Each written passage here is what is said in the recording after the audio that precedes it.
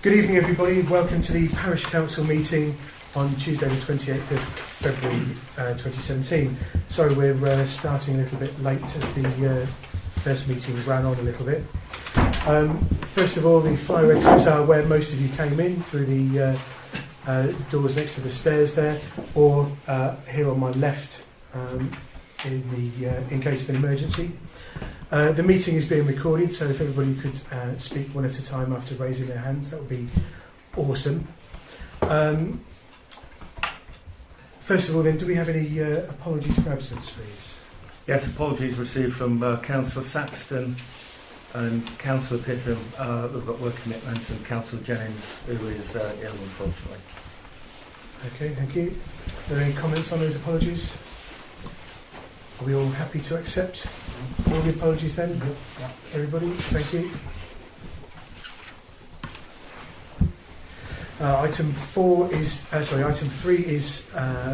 the declaration of interest. Do any members have any interest to declare on any of the agenda items this evening, please? No? Okay.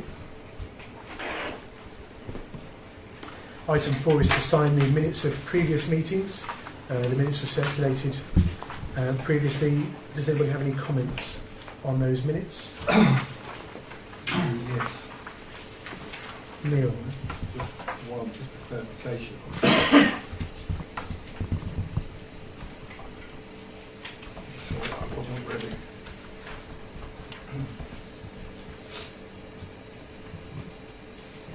My apologies, it was not earlier. Okay, excellent. Any other comments at all?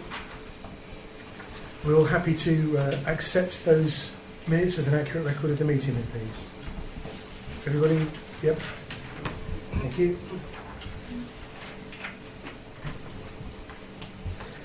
Item 5 is the public open forum session. This is where any members of the public who'd like to address the council can do so. As it says on the agenda, there's a maximum of 3 minutes, and you may not necessarily get an answer this evening, but we will try and provide you with an answer if in fact you're asking a question. Do any members of the public would any members of the public like to address the Parish Council this evening, please? No? Okay, thank you. Item 6 is to receive the ASB and crime report from the police. Are there any comments on this item, please? Okay, we're all happy to accept that report then? Yes. Yep.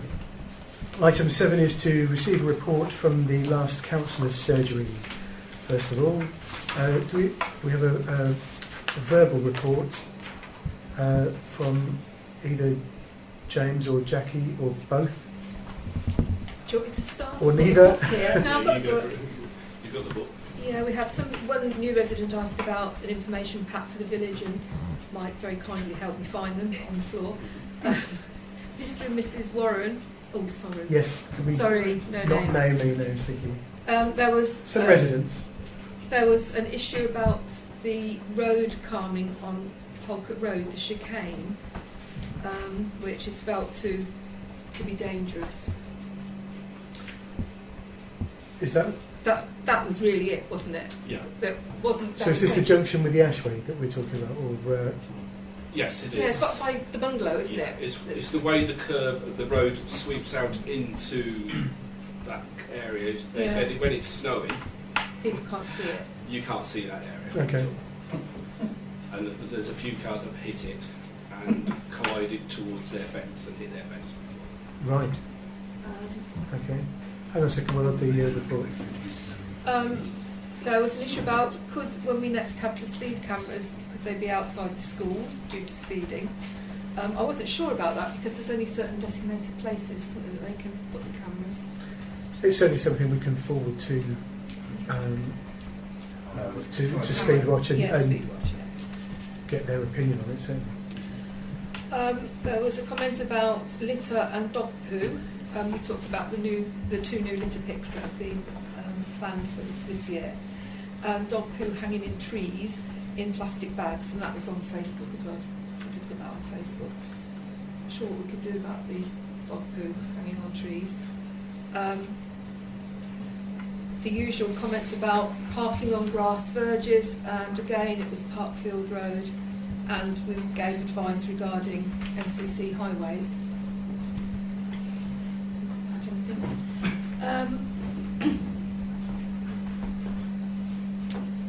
There was an issue also about parking in the service entrance behind the shops, which Sandra looked into and responded at the time to the resident.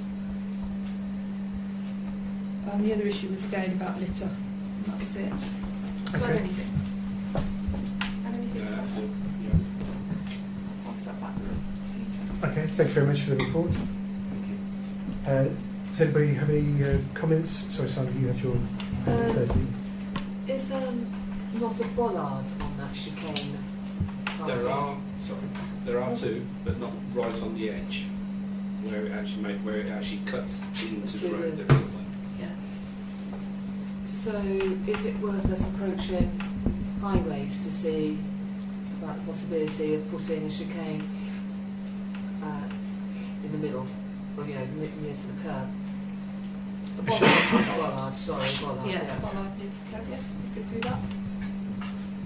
Okay, is that something? I can't think the last time we had 6 foot drifts of snow though. Covers the chicane. Well, there is that, but there is clearly some sort of visibility problem, isn't there? If, as highways warden, that's perhaps something you could raise if you're happy to do that. Everybody happy to do that? And on the back of that, if we've got the details of the resident that made We have. thing, then maybe as a courtesy we can contact them to say we followed up your query. Okay, It's in the book. Yeah. so will you be able to Yes, let I'll them know say, that the yeah. highways warden's following that up? Thank you. Stuart? Correct me if this is the wrong place to raise this, but I have also been made aware in relation to this of the parking just next to the shops on the grass verge and how there are potential access problems. Now, I'm not sure whose land it is. It's alleged that it may belong to the shops, or the chip shop perhaps. I said I would make some inquiries. I don't quite know what the solution would be to stop people parking on that area there, so perhaps people can help me out with that. Well, yes, that land is privately owned, the land immediately to the left of the chip shop. Yeah. And I think we've all seen they've put barrier tape up from time to time and various other things to try and stop it. But as we all know, it's very busy and people don't want to walk very far. So they'll either queue or park where they stop, Yes. generally. Did you have a comment? Yeah, Yeah. Regarding the Holcroft Road Ashway Junction, is there any possibility of speaking to the highways to get it changed from a give way to a stop? Because people come flying up the Holcroft Road onto the continuation of the Holcroft Road without stopping, without looking, and it's a very dangerous junction. So are you thinking of a change in priority then? No, just stop sign. Yeah, changing it from a give way to a stop. So as the people coming up the Holcroft Road have to stop before they proceed. But you would only have a stop if it was a T junction. Well, it is in effect a T-junction, isn't it? Well, it isn't, it's a left turn. Not Because Holcroft the Holcroft Road... He's talking Turn- about coming into the village, I think, Alex. Oh, sorry, Yeah. you're talking about coming into the village Into from the Holcroft? village from- on the Oh, I Holcroft beg your Road. pardon, sorry, I misunderstood. When he says up, he means down. I know what it means. Okay. Is that something else you can raise as well? Excellent, thank you very much. Sorry, are there any other comments on the report before we move on? Oh yes, Sandra. Just thinking about what Stuart has said about the by the chip shop. I mean, it is unsightly, and both of those patches of land are privately owned, and it might not be for this moment. But I'm just wondering whether, because it's part of a bigger problem in the village, whether we can actually have it as a separate item, and even though it's private land, whether we, as a parish council, invest some money just to put bollards on there with the permission of the landowner, so that it stops parking and helps everyone maintain that area. Bollards aren't that expensive, but we're doing annual projects, and maybe it's something that we can consider as an annual project. Yeah, perhaps at the next meeting then we could agree to at least open a dialogue with the landowner and see where we go from there. Stephen? I was going to say, bollards get have a habit of being knocked over by motorists. Maybe planting it, putting shrubs across it, which actually detracts them actually trying to get on there, would be a better bet. Okay, thank you. I was going to suggest before, if there is, before a meeting, perhaps it might be worth going to actually somebody going to talk to the landowner and see what their view is. They might want to do something themselves, or they might suggest a little something the parish council supported, but at least we could bring that to the next meeting. Well, of course, if any member wants to I don't mind speaking to them. wants to do that and bring an agenda item themselves, having spoken to the landowner, then that's another way of doing it. By all means. Oh, I'll speak to them. Okay, fair enough. Sandra? Because on the corner of Patchley Way and Patchley Close, someone has put two wooden posts on that verge, and I don't know who has done that. I don't know whether, I mean, obviously not someone from the parish council, but that's not private land, that's land that belongs to the parish council, isn't it? You're talking about the large green... triangle. I don't know whether that's going to be parish council or county council, off the top of my head. Yeah. I have to look at a map. But it's not, yeah. But someone has put two wooden bollards I think there. Right. have they not put, I don't know if I'm thinking the same place, but haven't they actually planted grass seed on that bit, and the two wooden bits is put string to stop people walking on the No, grass? that's that other corner Oh, is where that what you they've mean? got Okay. 3 posts and they've done Yeah. some string there, but it's diagonally opposite. In the last week, there are 2 posts there because people are starting to do what they're doing up here, and they're just sort of going along the grass with their cars, and now that's starting to be kicked up. So obviously someone's gone, no, that's not. It could very well be a resident, because I know that residents do maintain those 4 patches of land off their own back, so it could very well be that. Okay. Thank you. Sorry, could I the bit of land next to the chip shop, obviously it's an issue with parking and bits and pieces. Has anyone thought of perhaps turning them into parking spaces? The land next to the chip shop? Yes. That's privately owned? Would it not be, could you not approach them and sort of, because at the moment it's just dead space, isn't it? Obviously there is an issue with parking around the area. People are parking on it regardless. The owner of the land is not getting any benefit from the land whatsoever, really, not that I can see anyway. Would it not be worth mentioning to possibly tarmac it and create 4 or 5 extra car parking spaces that are much needed? There's history to that, isn't there? Because he couldn't get planning permission to extend his building, he refused to let anything else happen to it. That was possibly the previous owner. But it's still owned by the same person, isn't it? But that's certainly what happened a few years ago. Well, it's something that can be it seems raised in discussions then. Do you think, Neil? Okay. Any other comments on this then? Okay. The next item is just to note the date for the next surgery, which is Saturday the 4th of March, this Saturday. And we just need to agree, councillors, to attend that surgery, please. Going to all rush at once. Okay, Jackie again, thank you I'll do very it much. because I'm going away for 3 months. So. Thank you. James. Thank you so much. James again. You and me. What a team. Well, to be honest, I haven't seen that report. That's an awful lot of people come to you two. So Busy actually. It was. okay. Everybody happy that James and Jackie do the surgery? Yeah, more than happy. Yeah, excellent. Okay. Thank you. Item 8.1 then, first of all, is to discuss the land south of Brixworth, administered by Savills and the Society of Merchant Venturers, and action as appropriate. Now, hopefully, everybody's had a chance to read the email from the Neighbourhood Plan Steering Group that was circulated on Sunday. My personal feeling is that the steering group have the matter well in hand. I've asked the chairman of the steering group to provide written reports, regular written reports, on their actions to the parish council going forward, so that we'll be kept up to date.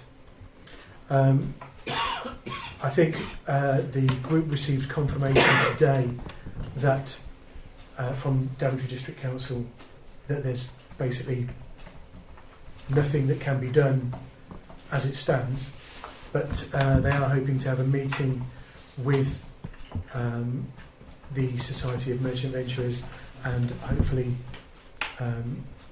some other interested parties in the near future. But as I said, hopefully we'll be kept up to date. Did you have anything else to add on that, Kevin? No, I just saw that tonight the only thing we need to make sure of, I think as parish councils it's automatic, but they're going out for consultations on phase 2, and they've said to Bob he's got to write in so the neighbourhood plan can be part of it. I'm assuming the parish council is automatically on it, but Peter, I'd like Peter just to confirm that we on it as a parish council as well, as opposed to the neighbourhood plan steering group. That we're getting notifications absolutely. On phase 2. Yeah. Okay. You happy with that, Peter? Yes, fine, yeah. Claudia? Can I just clarify? So that is the other permissive footpath that ran from the edge of Brixworth down to the Brampton Valley Way that's on that field. Is that right? No, this is the field to the southwest, so the one opposite the new Barrett Homes developments. Okay. That we're talking about. Right, okay. Yeah. Okay. Yeah. Are there any other comments on 8.1, please? No? Okay, lovely, thank you. Item 8.2 is to receive the list of planning decisions for January 2017, which were circulated with the agenda. Just the two of them. Does anybody have any comments on those? No? Okay, so we're happy to receive that list? Yep. Okay. Item 8.3 is to receive the minutes of the Planning Committee from the meeting on the 28th of November. Does anybody have any comments on those minutes? Okay, and item 8.4 is to receive the minutes of the Planning Committee from the 30th of January. Does anybody have any comments on those minutes? Stuart? Yeah, I mean, I've noticed in the minutes that concerns were expressed about the permissible parts within the parish. I've had this raised as well via email from other concerned members of the parish. Again, I'm not sure what the solution is. There is the concern specifically is that either Daventry District or Northamptonshire County Council could investigate ways to either reinstate a safer alternative passageway to this or some other solution. Now, I don't know if anyone has any suggested solutions or if there is further action to be agreed from that planning committee, so perhaps somebody can help me out with that sort of feedback to these members that have emailed me. Well, just what I understand is that, I mean, obviously, as far as the land goes, it's private land, and the permissive scheme has ended at the end of January. The Neighbourhood Plan Steering Group has been very active on the subject and has been engaging with the local farmers and the landowners on this as well as other subjects. Yeah. And as I said, they have a meeting scheduled at which, if it's not on the agenda, this will still undoubtedly come up. I would have thought. One of the things I think they've looked at, or I think one of the questions they could be asking, is whether funding can be found from elsewhere to make up the loss from the withdrawal of the permissive access scheme. But yeah, more information can be gained directly from the Neighbourhood Plan Steering Group, pending their first report. So if you were to contact Bob Chataway or attend a meeting if you're able to, although they do tend to be Thursday mornings. Ian? Is this relating to the Stratton Road loss of access? Well, not directly, but I think it will be. I think they'll be asking questions on that as well. But this specific inquiry is about the north side of Stratton Road. Right, okay. See, as far as I understand it, it's a muddier situation, so to speak, because it's not managed.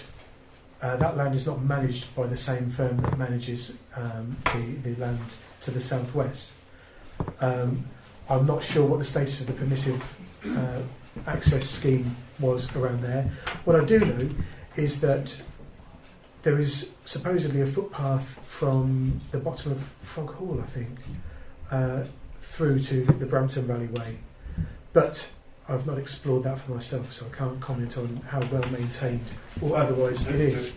There is one for Seneco Lane, which is a public right of way. Right, so that's the one then. Goes diagonally down to the Stratton Road crossing. Right, okay. There is a signed footpath halfway down Frog Hall as well. Right. Pointing in that direction. Okay. But again, if I can add the information I've been given, there's a right of way from the Stratton Road Bridge to the church. It isn't well defined, and it's a long detour for people who would use the old permissive path. So I think we're trying to find alternatives to that. Okay. Find it somewhat ironic that people who are going walking are worried about a detour. But okay. I accept that. But yeah, so generally on that, the Neighbourhood Plan Steering Group is handling it within their remit on behalf of the Parish Council, and they will be providing a report. But for urgent inquiries, I'm sure you can get in touch with them directly. That's right, yeah. Thank you. So yes. So any other comments on the planning committee meeting minutes? So we're happy to accept both of those minutes then, please. Yep. Everybody happy with that? Yep. Thank you. Okay. Item 9.1 is to receive the minutes of the Media and Communications Committee meeting of the 14th of December. Does anybody have any comments on those minutes? We're happy to receive those minutes then? Excellent, thank you. And item 9.2 is to receive the minutes of the Media and Communications Committee meeting from the 11th of January. Does anybody have any comments on that meeting? No? We're happy to mark that as received then. Item 10.1 is to receive a report and consider recommendations from the Recreation Working Party. The report was circulated with the agenda. Does anybody have any comments on the report, please? Sandra? I've highlighted a couple of things, but it seems as though the general message is that there is a frustration again between the maintenance and the cooperation of clubs that use that, use both of those public spaces, because in my head they are public green open spaces. They are not designated football pitches. And it's, I've only roughly gone through some numbers, but it just seems to me that the income that we receive from the sports clubs and our outgoings in maintaining those two playing fields for just a very small percentage of the village, there seems to be about a £7,000 difference, and I'm just thinking, is is the amount of money that we spend on maintaining those two public spaces our second largest outgoing after salaries. Because it seems to me to be a substantial amount of money, and when was the last time that there was an increase in the rent or the hire fees to the football clubs? Because we can't, my opinion is that we can't keep maintaining this, because I'm sure year on year, you know, we are paying more and more money for maintaining those two green spaces, but I'm not sure whether year on year we're actually increasing our subscriptions or our charges to the sports clubs. Stephen, do you know? Just before you open it to the floor, I would just say, just in response to your comment about the difference between what we spend and what we receive in rent. For me, that's fairly irrelevant, because I believe that we provide playing fields for the good of local residents, and I wouldn't expect the parish council to be trying to make up what it's spent or anything like what it's spent. You know, we should be providing that, and I think it's important that we provide facilities, especially for children, which is the largest user of those playing fields.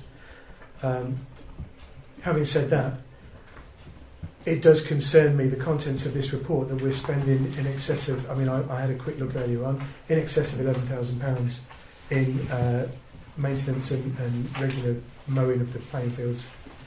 And when there's damage and the clubs are asked to stop playing because there's damage and it needs to repair, they don't stop. You know, this is not a football ground. It's a public playing field, and it's not just for the football clubs, it's for everybody. And I think there's a real concern that the parish is and its finances are being taken advantage of. I mean, Brixworth Juniors is an excellent organisation, and the people who run it give their time freely, and it's an invaluable service. But we're catering not just to children from Brixworth, but from surrounding parishes as well, who come to play at Brixworth Juniors, and those parishes have their own playing fields. And I'm thinking, we're spending an awful lot of money. It's still not enough, because there's damage being done to the ground that we just can't afford to repair, and we don't have the time to repair, because there are so many children playing on it. So my concern is that we need to continue to support local football, especially children's football, but not exclusively, given that it's a public green space. Stuart? Is there any mileage in approaching other local parish councils for a contribution? Or would that not be appropriate?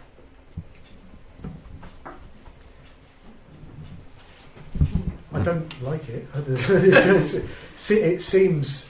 Well, I know. Wrong. It does seem very uncomfortable. I don't see, if the situation was reversed, we would be very happy, unless we can say for certain how many children from each of those parishes are playing. Neil? It's not actually the cost of it.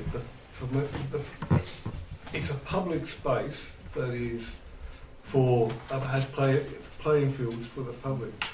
You could spend £20,000 a year on it, and at this time of year, for the next couple of months, it will still be damaged and not to the liking of the football clubs, because it will just become a mud bath. It's the overuse of it that can't be replaced or catered for by just throwing money at it, short of every 3 months completely pulling it up and laying a whole new turf down, which is what professional football clubs do on a very regular basis because they have the funding to do it. We don't have that funding to do anything like that. It is pure volume. It's a difficulty in putting this, contributing to this report. One of the challenges is, if you look out onto the Ashway playing field on a Saturday morning, it is a fantastic sight to see all the young people engaged in sport, all the parents there. It's really nice to see. But the other side of the coin is the damage that's happened to it because of the sheer volume it's not sustainable. The Brixworth Juniors Football Club do a fantastic job in the village, and those children are really happy and they're out and being active. But doesn't belong to the clubs. The engagement the recreation group in its current format has tried to have with the clubs has been arduous to get anything. We get good communication with the cricket club and with the Brixworth Juniors, but we get no communication from anybody else who's associated with sport within the village, despite requests. They're the only two, so the recreation group ends up purely discussing football and cricket. The cricket needs only when they have a need, and when the two start to clash, the two needs clash, we're at an impasse because of the structure that we have with the working group at the moment, which is why one of the recommendations is to change that structure going forward, because it's not sustainable. The solution to the use of the pitch, I don't have a solution for personally. It's just overuse that has created the problem. We moved people, we had the problem on St David's 2 years ago. We moved as much as we could to the Ashway because that was underused, and that was a good decision, I think, of the parish council at the time. But the byproduct of that is the overuse on the Ashway has now accelerated because the volume has just grown. On a Saturday morning, there will be, off the top of my head, and I'm looking out the window because I can overlook the playing field, in excess of 200 children playing football on a Saturday morning. Just on the Ashway? Just on the Ashway. And they still play on St David's as well? And they still play on St David's, and they play on Sunday mornings.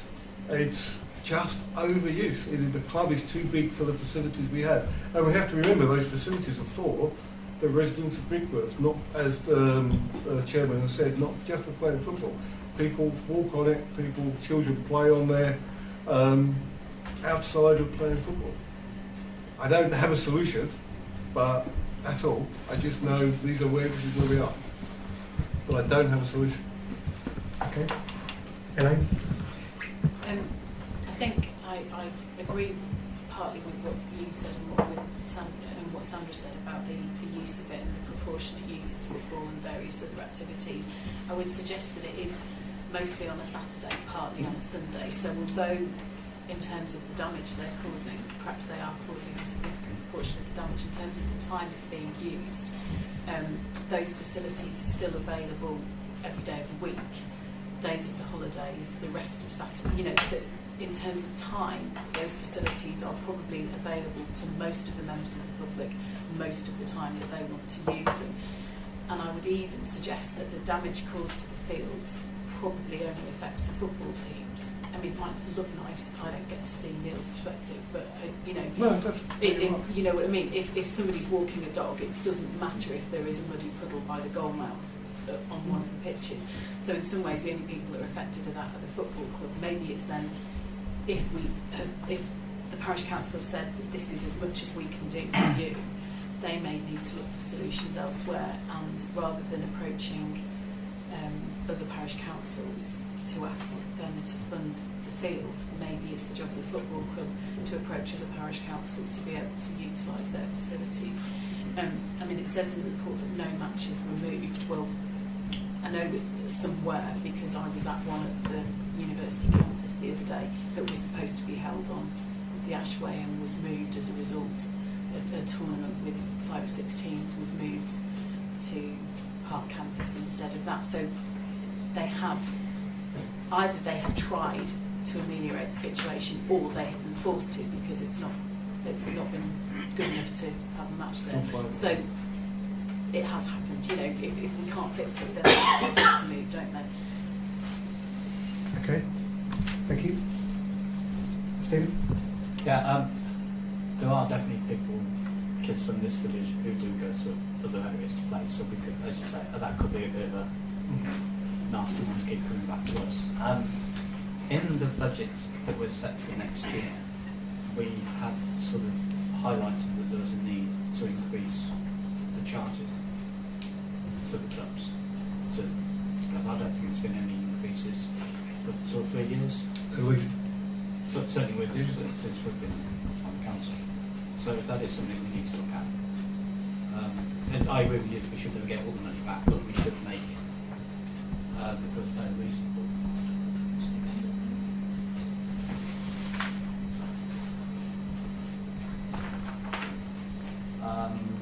Well, the total from the sports club is 3,890. That's all the sports clubs. Yeah. Because, sorry for interrupting, just as a ball. Sorry, were you interrupted? Had you finished your point? Sandy was interrupted. No. You come back. So I think we need to have an agenda item shortly to start looking at setting rates for use of pitches. Okay. And perhaps do a bit of research into what other pitches, charged out the match or whatever. Okay. That's me. Fair enough. Sandra? Well, just on what Stephen was saying, we've got to go with what the market rate is.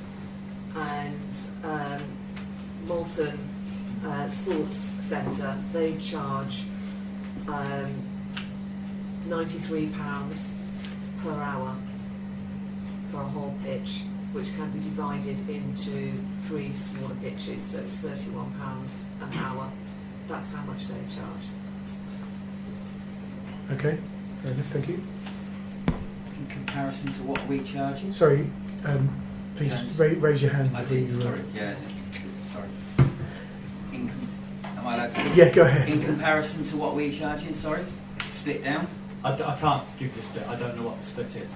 That's Right, something okay. we need to look. Surely these spaces need to be maintained regardless of who's playing on them. There's more. Regardless of whether the football teams are playing on them, they are spaces for the village and they need to be maintained. So whether you receive an amount from the football club for them to play on it or none at all, surely some is better than none. Yes, that's what I agree with what you're saying. If you feel that the fees need to be, but the land needs to be maintained regardless of who plays on it. If that's the feeling I'm getting. There's the general maintenance of the land, which is fine, but there's also specific work that is done to maintain it for sports activities. Would it not be an idea to possibly speak to them and suggest that they maintain the pitches? I think we've been down that route before. Possible rent of machinery from the parish council to do so, or whatever. I don't know. Well, the parish council doesn't have machinery. The parish council pays subcontractors to do it. Right. Okay. Because you need specialist machinery with specialist tyres to mow the pitch, let alone seed drilling and verti draining and everything else that has to be done to keep the pitch playable and to stop it getting compacted. Did you have your hand up there, Neil? I was only going to say that I don't disagree, but putting money at it and asking for money out of the clubs, I don't think is a solution. It is for what the pitches, for the standard of the playing field that it is overused. It is as simple as that. There is no other, in my opinion, no position. You can, unless you're going to replace it every 2 years with a brand new turf or put a 3G, 4G pitch down, it is just overused. We don't have the facilities to maintain a junior football club that Brixworth Juniors has grown into the size of. That's my view. And managing it is, managing their expectations has become more challenging than the current recreation group are able to manage. Okay. Yep. Okay. Yeah, just to jump in, I agree with what Neil's saying. I think it's actually just about the numbers now, and I think it's that simple because we've talked about it for several years, let's be honest about this. And there's 17, is it 16 teams or 17 teams or 16 people? So you're 250, what have you. Does that mean it could be 18 teams next week or 19? Because the houses get built and things like Juniors want more club, want to say there's not enough teams. Right, so mine is, we're going to have to make a hard decision at some time and say, I tell you what, this is it. And that's what we're going to have to do. Because otherwise, we will be actually, putting a new pitch in or something like that. We've just got to face up to this. There's just too many people, and I mean by that I mean football, because that's predominantly what we're talking about, using those pitches. It's not sustainable. It's just not sustainable. Okay, Neil? I agree totally with what Kevin is saying. That's exactly Well, what basically, I was agreeing with what you'd said earlier. That's why we agree. Yeah, we're sitting together. And that's why the recommendations are structured as they are. Okay. For that exact reason. Stuart? Just one final question, really. What complaints are coming in from local residents who are using that field for other purposes besides football, or even what complaints are coming in from the football teams themselves? Because, I mean, we're here to serve the parish, and actually, if everybody's relatively happy with it as it is, I don't see any particular reason to push for any change at this point. Okay. Stephen? Whilst I agree with what Kevin and Neil said, I don't think the problem is peculiar to Brixworth. I think all villages are suffering the same problems. That sport is becoming more and more important with the youngsters, and everywhere is having the same problems. And as villages grow elsewhere, they'll have exactly the same problem as us. So I don't think we're unique.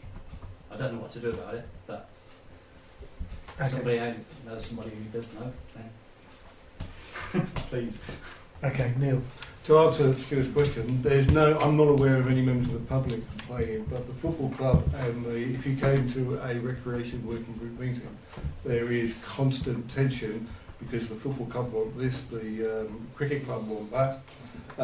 There's currently a dispute over some land that the parish council gave licence to the Brixworth Juniors Football Club for, which they currently no longer want to use at the moment. The cricket club have a desperate need for a location to store some side screens that they've got funding from the ECB for. That's the only real logical place to put it, and the football club are saying no, unless the parish council builds more facilities. And they're the challenges that are there. It's just becoming, and we haven't got to that point in the year where football and cricket cross over, which comes in about 6 weeks' time and creates chaos. Okay, Elaine? Just wanted to sort of mention that that it was indicated that it was Brixworth Juniors that were the ones in the cricket club who were engaging with the parish council. It would be a shame if they were the ones that ended up suffering because they are the ones that are engaging.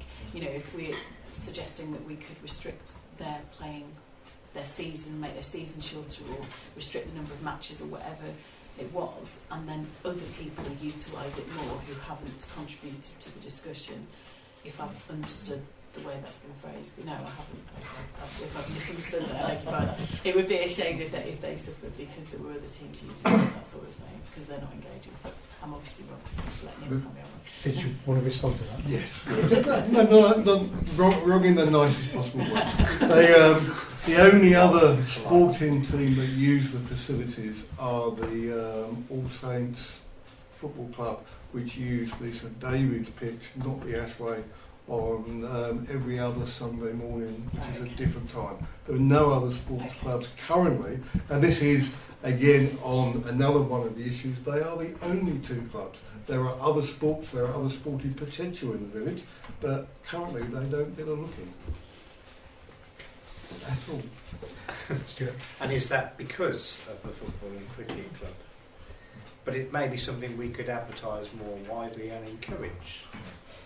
We don't have yes, but at the moment, currently, we do not have the facilities to do that. It would be something that, as in my role as councillor, I would love to engage with.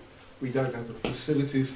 we are the only communication we have with the sporting clubs in the village at the moment is, certainly over the last 2 months, and people might be able to back me up, is arguing about a piece of land that somebody wants to put some side screens on that somebody else has a licence for and won't let them do it. It is monotonous and it is hard to manage. That's why I'm recommending that we don't do that anymore. To be fair, I think some people have said on Facebook it would be nice if we had a rugby club, but I'm not aware of anybody actually approaching the parish council and saying, I'd like to form a rugby club, can we pay some rent? Yeah, go ahead. What's the situation with the Spratton Road wreck? What is there any reason why a couple of junior teams can't go and play on there? I mean, asking out of interest. We did look at that, and the main reason, the biggest deal breaker, is the lack of parking, because there is no off-road parking there, and particularly with the junior teams, obviously, you can imagine if you've not seen it yourself, the number of cars parked at both St David's and the Ashway car parks. And on the roads by the Ashway now, and on the roundabout. And anyway, else they can find the space really, including my drive once. So, Ian, did you have your... No, it's okay. Other Ian. Is this not going to be a worsening situation with the developments that we got down the road and any future developments that happen in the village? I mean, Neil was saying that there's possibly 250 people playing at the weekend on 18 teams or whatever it was. With the increase in the population of the village, I can imagine that this is only going to get worse. Yes. So it is a bit of a no-win situation at the moment. It is, yes. Wasn't there a planning application put in to make a new sports field behind the country park on the approach road? They started construction and then permission was refused, belonging to the good doctor.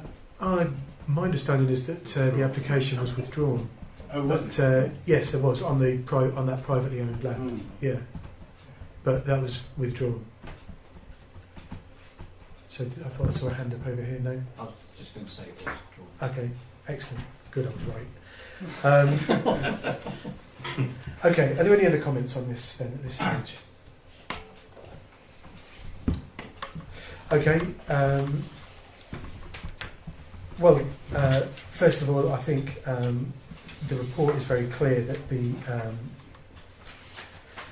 recreation working group in its current form isn't working. So I'm happy to go with that recommendation and propose that we dissolve the existing recreation working group. Is there a second? Second. Okay, thank you. All those in favour then of dissolving the recreation working group as it currently stands? That's everybody, thank you.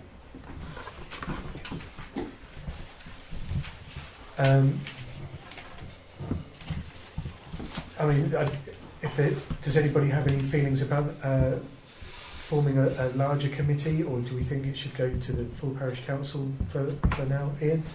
I think it would be good to, it's a shame to do away with the expertise of the two people who have been good enough so far to try and run this group. I would suggest under their leadership we try and get a committee going so we can try and get a little specialist body to deal with this sort of problem on an ongoing basis, perhaps without having to have without having to bring everything to our full meeting. Right. So I would support the formation of a committee with the two guys who have been involved in this as key members. Okay. Well, perhaps I can't propose that actually with them being key members, but certainly a committee. Well, I think you said suggest rather than propose. Suggest, but, yes, in that case I'll propose. Okay, fine. Okay, Neil. Thank you very much to Councillor Bennett for his endorsement. However, from my personal perspective, I am very weary of the work that has been done over the last 2 years with this group, and a rest from that for me would be appreciated. Well, Chairman, I appreciate that. I understand exactly where Councillor Brown's coming from. I still would like to see us try and form a committee.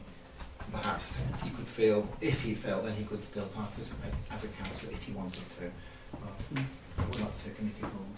Okay.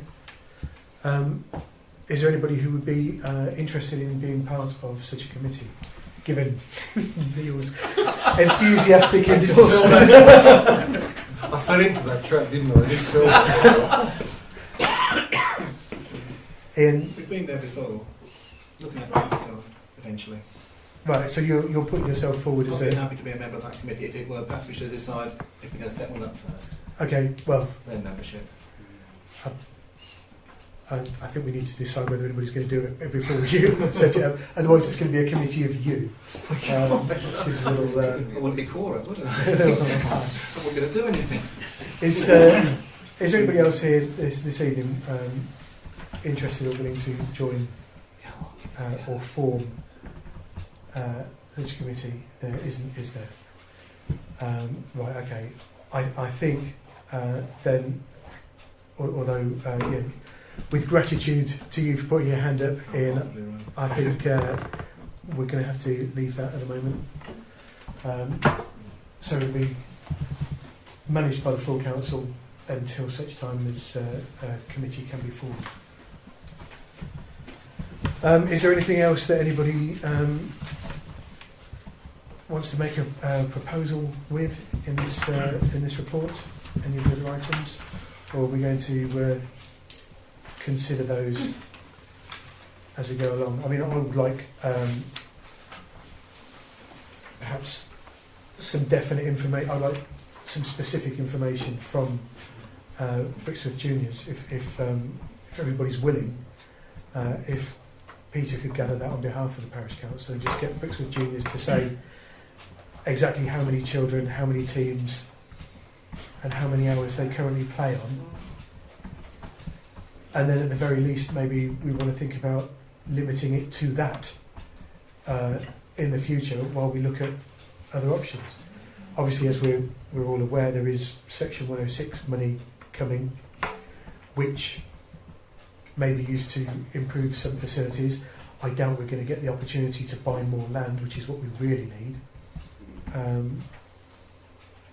But there may be other opportunities in the horizon. So in the short term, I propose... Sorry. Could we add to that how much clarifying how much they're paying, so that we can gauge and compare that with what the market rate is out there? Well, we've got that in the budget. What we can do is, with the information that is gathered, we can then pro-rata it down against the rent that we receive. And Which then, Stephen was going to find out, wasn't he? Because he didn't have the figures to hand about how Well, much. Peter will have those figures. So. Yeah, well, we are corresponding somewhere, I guess. Yeah. well, in that case, I propose that we ask the clerk to find out from Brixworth Juniors how many children they have as members or playing, and how many hours they use St David's and the Ashway playing fields for per week in both seasonal games and in training, and also report back to the council what we receive from any rent and how it breaks down. I second. Thank you, Neil. All those in favour of the motion, please. That's Sorry. everybody, thank you. Right, any other comments on this before we move on? Not unless Neil knows the answer now. The sports clubs, I'm talking to the cricket and junior football and people like that, they play there. Is there actually a lease that we've given them for a period of time? No. There isn't? No. So they've got no... There is one lease, just to answer your question, there's one lease in place on the strip of land which is the wicket on St David's, which is with the cricket club. So each year we say yes or no to who plays on that? Sorry, there is also the licence. The licence for the... There's the licence for the land for the storage container. The storage container. And is it not the case that they get they pay rent for every season, and they get some sort of contractual agreement to use the facilities based on that? I've never seen a contractual agreement of any kind. They pay Okay. rent, they get an invoice and they pay rent. Okay. But there is that licence and the lease on the strip of land for the wicket. Do you see why I'm asking the question now? I can't remember what the question was, to be all honest. Trying to find out the cricket club and the junior football club use the pitches at that, or use the ground. Do we give a lease? Is there a lease that we've given to them for 5 years, 10 years, or is it on a yearly basis? In other words, they go and play there, and how does that work? Okay. So if we turned round, we do this, and try to take the opposite side, we could say, no, we're not going to do anything at all for this year. Are we in our rights to do that? To do nothing. You mean Sorry, allow them to play? no one plays anything Oh, right. for a year. No, Nobody. the cricket club have a 7-year. Well, they had a 7-year lease. There's now Right. 6 years left on it. Right, so we've got okay. But only on the strip. Only on the strip. Yes. Right. Not on the So outside. what I'm trying to understand is, what are the contracts in place for the clubs? Right. Okay. So it would be good if Peter could bring that information back as well. It'd be wonderful. Okay. Are you happy that you can get your hands on that information? I will be looking. Yeah. Okay. Is everybody happy with that? Yep. Yep. Okay. Any other comments then before we move on? No. No. Right, okay, item 10.2 is to consider the hiring of 2 skips to enable volunteers to clear an untidy area for storage at St David's playing fields. The cost to the council would be £280. I don't know who requested this. Do you want to do this, Neil? The skip. It follows on from what we talked about. Yes, in part of the discussions between the cricket club and Brixworth Juniors, in an effort to facilitate some cooperation between the two in regards to the land that is currently under licence to Brixworth Juniors to facilitate the location of the screens, we are looking to clear the dead grass that's been composted down in there, and to support that by organising the skips, some skips, to enable it to be cleared away at a cost to the parish council. So how does it benefit Brixworth Juniors? Because they are going to, Peter, what's the right phrase? Hardcore. They just want to put a hard surface down, so they could use one side of the area, perhaps Yes, for goals or that's whatever, and the other side will be used for cricket screens. Yes. But they wanted the council to fund the initial clearing of the land.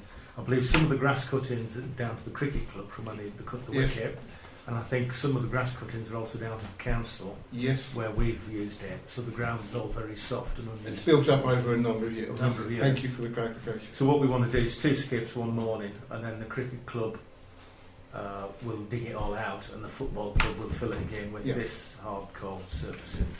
It's a cooperation of minds to achieve a result that everybody's had, a consensus result. But to do that, we would need to pay for the hire of the skips. They will pay for the labour and the hardcore.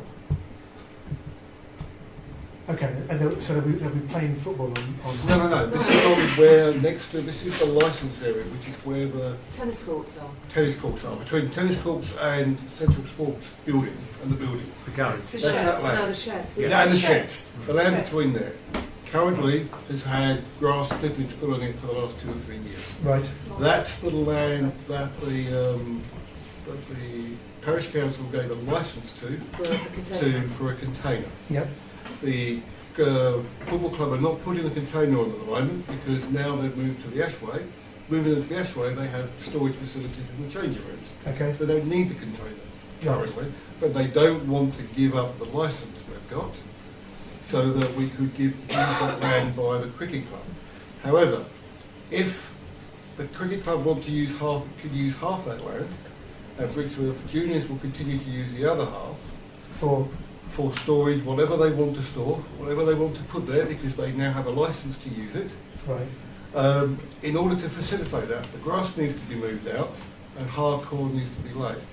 So the suggested last action of the previous recreation group was to say if the parish council pay for some skips, the cricket club will do the labour to move the grass out, Brixworth Juniors will do the cost of laying the hardtop. So a three-way and trade the of Brixworth cost. Juniors will also allow the cricket club to store the side Store screens. their side screens on half of the ground. Okay. Right. So, No, but the Brixworth Juniors do have. okay. So, At some point, because it was about 6 months ago that the juniors came to us saying that we want to buy a container for storage next to the tennis courts. They've now changed their mind because they can use the facilities at the Ashway, but they don't want to give up that lease. They want to keep it open so that they can, at some point in the future, have their container on that little piece of land, which means then they will have to try and boot out the cricket club, who will then be back at square one with no storage facilities for their screens. The only thing I would say that this consensus took December, January and February to achieve. That was quick.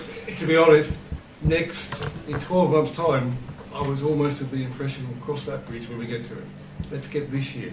If the cricket club didn't get a location for the screens before the start of April, they wouldn't be able to purchase them and they'd lose the funding. So there is certainly, you're dead right, we have moved, and there's an issue that's been moved down the field to later next year, but it took long enough to get to this consensus. 3 meetings in December, January and February just to reach a point where this was. So I would encourage and like to encourage the parish council to approve a resolution to pay for the skips. okay, Jackie. If the football club have the licence for that piece of land, why are we involved? Because it's our land. Because they want us to pay for the skips. Yes. Purely for the skips. Why can't the cricket club and the football club pay for the skips? I asked that question in December and we were still discussing it in February. Because they're both wealthy. Both the football club and the cricket club are quite wealthy. I've not seen their accounts, so I couldn't. No, well, perhaps we ought to ask for them. I'd like that you could join in and the new recreation group will go. Yeah, thank you. I feel comfortable standing ground, I'd appreciate it. Does Central Sports have any sports clubs? No, they're separate. That is just the pavilion building. It's just the club building, which they lease from the parish council. They provide changing rooms. See, historically, there are issues between the football club and the cricket club from when the cricket club moved down the road. Okay, let's not go into it. No, exactly. I just want to Brixworth Central Sports Club provides some sports facilities. It to provides players. free use of changing rooms, which the clubhouse maintains Right. and provides. Okay. That's all. Right. Lovely. Thank you. Can we afford £280? We had £200 in this year's budget for skips, which we haven't touched, and we have £200 next year. Well, we can't really take it from next year, can we? Because we need to do it now. Wow. In time for this year. In time for yeah. It's not enough for the difference. We can do it. Okay, James. Am I right? Did I understand that we contributed to the mess that was left there? So Yes. maybe we have an obligation to have that mess removed. Yeah. If not in full, maybe in a contribution towards the skips at least. Okay. Any other comments? I wanted to say exactly that. I think I'd be with Jackie on this, but and I know this issue came up where we did ask the cricket club themselves to remove the grass cuttings, and they weren't happy with that at all. In fact, they were very very upset. But I think that if Mark has been put in grass cuttings there, then we have, as James said, we have contributed that. I don't think we should be taking money out of next year's budget. If we've got £200 in the budget for skips, we've got £200, and I'm sure between the cricket club and the football club, they can find £80 themselves. That's our budget. We have £200 in the budget. There it is. Can we find the extra 80? No. We have nothing left untapped. Not really. No, really. I'll find it. Can I don't know if that's a...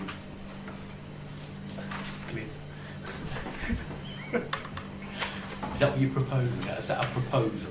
I'd like to propose that we contribute £200 that we have got in the budget for 16-17 for the hire of 2 skips, and that we ask the cricket ground, the cricket club and the football club to contribute the other £80.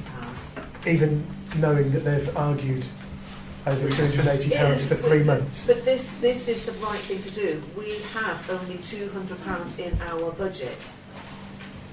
And unless someone can negotiate the hire of the skips down to £200, that is our budget. That is what we should be spending, no more. Okay. That's interesting. Yes. In fact, that you should. I know. We'll see how that plays later on in the agenda. Can I make a counter proposal? Yeah, by all means, you make a counter proposal. That one still has might a second. By the way. save somebody later on. I propose we actually spend the £280. I second that. Okay. Is there a second to Sandra's proposal at all before I just ask one question. go then? Have we actually got a quote for these skips? Yes. It is 280. Yes. But it's a little bit less. Did you get 3 different quotes? No, because I was recommended to use a local company for Oh, Red Bells. yes. Yeah, it is worth phoning around for skips. I mean, I've Yeah. just hired one myself, and it was. Can we borrow yours? There's loads of room in it, so. What do you get taken up there? Yeah. Okay. We're getting my fee at 500. Yeah. But it is worth phoning around for other prices, because mine cost a third of the price of another company, so there's obviously the same skip. Excellent. Stuart.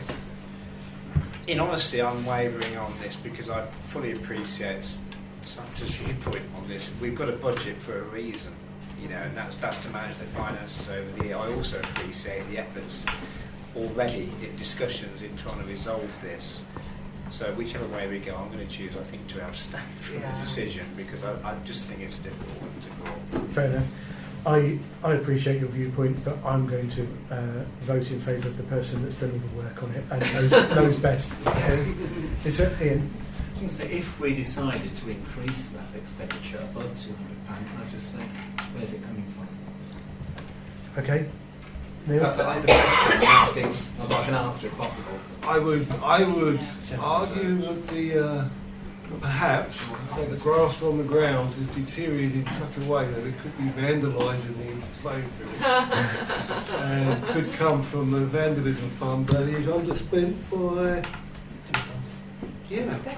by a minimum of at least £80. That's fine. Right, okay. That's fine. Just as an example. Or possibly general reserves. Or something. Wherever, but certainly that it could be a vandalism of the ground. Yes. Could I just ask if the 280 includes VAT? No, you cannot.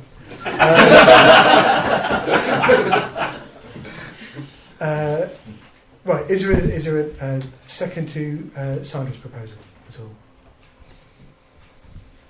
No? Fair enough, okay. In that case, we have one proposal on the table, which was yours, Kevin, and seconded by Neil, that we pay the £280 for the skip. Was that it? Does that summarise And it? the other 2 people do the work they're going to do. And the other 2 people do the work they're going to do, yes. Organisations, I should say. Sorry, Fair before you say that, are we agreeing to £280 or are we asking to shop around? Or No, we do 280. We- Sorry, I was suggesting. Sorry, I think we were agreeing 280. Yeah? Yes. Yeah. But if we can get them for cheaper, Well, can we spend up to? It'd be 200 max, 280 max. Yeah. Okay, so the proposal then is to spend Up to 280. Peter already indicated it's slightly less than that anyway. On skip hire. All those in favour of the motion, please. It's my honest. It's 4. And opposed? 3. And abstentions? 3. Thank you very much. The motion is just carried. Moving on. Item 10.3 then, special events, to consider an appropriate charge and deposit for hosting events. This was circulated, or the proposed form was circulated with the agenda. Does anybody have any comments on this at all?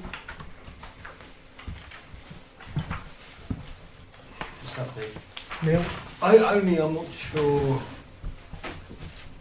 Well, I'm wondering, are we going to clarify a distinction between a not-for-profit and a profit, or a funded organisation and a charity event? I think there are 3 different types. There's a profit organisation, there's a charitable event, and there is a funded organisation through subscription or whichever way they're utilising. I would consider if we're going to do something, we should clearly differentiate between those 3. Suggesting that, I don't know. I just want to ask that question to the council. Okay, thank you. Steve? In answer to Neil's point, could we not do that on the rent payable and deposits payable, but have different scale of charges? Yeah, just be different. Yeah. Okay. Any other? Yes, sure. So are we saying at the moment we have this facility already built in, a mechanism for this already, or not? A mechanism for what, sorry? Yeah, for charging for events, for special No, events? we don't. We don't already have a mechanism We at don't, all? no. Okay. Not as far as I know, just to double check. Well, I was under the impression that people had filled forms in the past. This is the form that was on the system. I've never seen it before. Yeah. and I believe that's been submitted. But when I was asked for a copy of the form, I noticed there was a charging section and there was no charges there, which is when I called and he wasn't aware of the charge. No. So we thought... I've never seen the form before. We thought we should... But the football club were well aware of it because they requested the form. For a special event? For a special event. Right, okay. We never paid. Okay. Jackie? There is a form. I've used it a number of times for events that people have asked when they wanted to use St David's. Yeah. That's it. Yeah, that's it. Yeah. It's about 4 or 5 pages, isn't it? Okay. But never ever been charged. I thought that was the addition, which is Yeah, Peter that's highlighted in yellow. This is why I'm asking, because just wondering where this has come from. This has been standard for all the time I've been on the parish council, but never ever been charged for it. As far as I'm aware, nobody else has. We've had dog shows and fates, all sorts of things. Okay. Thank you. Okay, sorry. Neil? And I would propose we don't charge, we continue not to charge unless there's extenuating circumstances. Well, that won't work, will it? We should charge. They're using our facilities. The village hall would charge for using their Yeah, facilities. And so why not? Why don't we charge? We're not a charity. Why? We're not a charity, are we? No, but why? But we are a facilitator of services for the village. So it's the village hall. Okay. We won't have that discussion. Stephen? I think we should charge if it's for a profit-making organisation. Okay. James? That's what I was going to say. Yeah. Fair enough. Stuart? Yeah, and I was simply going to amend that really, that if it's specifically for use and by the use of local residents, then perhaps we shouldn't be charging. But if it's anything external to that, then of course we should be charging, Okay. is my view. Righto. Seems reasonable. Yeah. What should we be charging? Anybody? Depends what they can afford. Okay. Well, the item is to consider an appropriate charge. So are we just thinking an appropriate charge is appropriate? Is that where we're going, or we actually? I would suggest an appropriate charge. No, I won't. I'll withdraw that. Thinking on the move is not good. Okay, Sandra. So I think Stephen was But I saw you, Sandra. Okay. Why don't we just ask other parish councils and see how much they charge? Because we should be charging the market rate, shouldn't we? Okay. Stephen? I was going to suggest you put a deposit down to £500 for any damages done. It'll cost you £500 to get it sorted out. And £100 a day. So you're talking about £500 returnable deposit? Yeah. Okay. Make sure that's it. But if you can't dog Neil. The only thing I was going to say in answer to Councillor Moxon's suggestion, which was a good one, but I am aware of at least one event which is time sensitive. One event request that's been filled in that is time sensitive. I'm sure the clerk can make a phone call tomorrow to Pittsford. Yeah, but we don't meet again until March. the end of March. Oh, I see. Is there, and then no other meetings between now and... Full council decision. Not where we can decide this, no. Well, maybe what we can do, sorry for interrupting, is that we apply this charge to the new financial year of 17-18.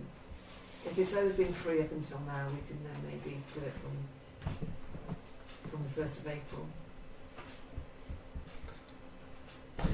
Neil? Could I propose then to follow Stephen's direction that says, Councillor James' direction that says we charge a deposit of, returnable deposit, damage deposit of £500 and £100 for the usage, less for the use of the facilities unless they are residentially connected to Brixworth and charitable. So local residents and charitable don't have to pay a deposit? Yeah. They're just as capable of Okay. creating damage Jackie? as anyone else. I was just going to say that some of the events that have happened that I'm aware of, they wouldn't have the £500 No. deposit. Okay. So, Like the dog training the dog, event, or yeah. whatever it is, yeah. And sometimes during the summer they have some stalls for charity. They do them at Brixworth Centre as well occasionally. So you might have almost like a fun day, but it's made up of Brixworth residents and they sell crafts and things. And some of the money goes to the stall holder and some of it goes to a charity or to a particular event. But because that's set up, in the way it's set up, it isn't an organisation, so Sure. you don't have the £500. Right, so you're So sort of in agreement with So Neil's. I think I'll second Neil's proposal. Right, okay, because it sounds like you were arguing with it, but okay. I'm arguing with the £500. Okay, I'll second Neil's proposal. What was Neil's proposal? The proposal is that we charge £100 for use and a £500 returnable damage deposit unless they are connected to the village charitable, a charitable organisation or connected to the village. Or connected to the village. Or connected to the village. Okay. Can we please define connection? Yeah, because migrate arms, Resident. once removed. I think resident would be They are best. resident of the, they are village. resident of the village. An organisation, a not-for-profit organisation based in the village. Yeah. They pay the precinct within. Yeah, they're members of the parish council. Well, Yeah, The parish the parish, the community.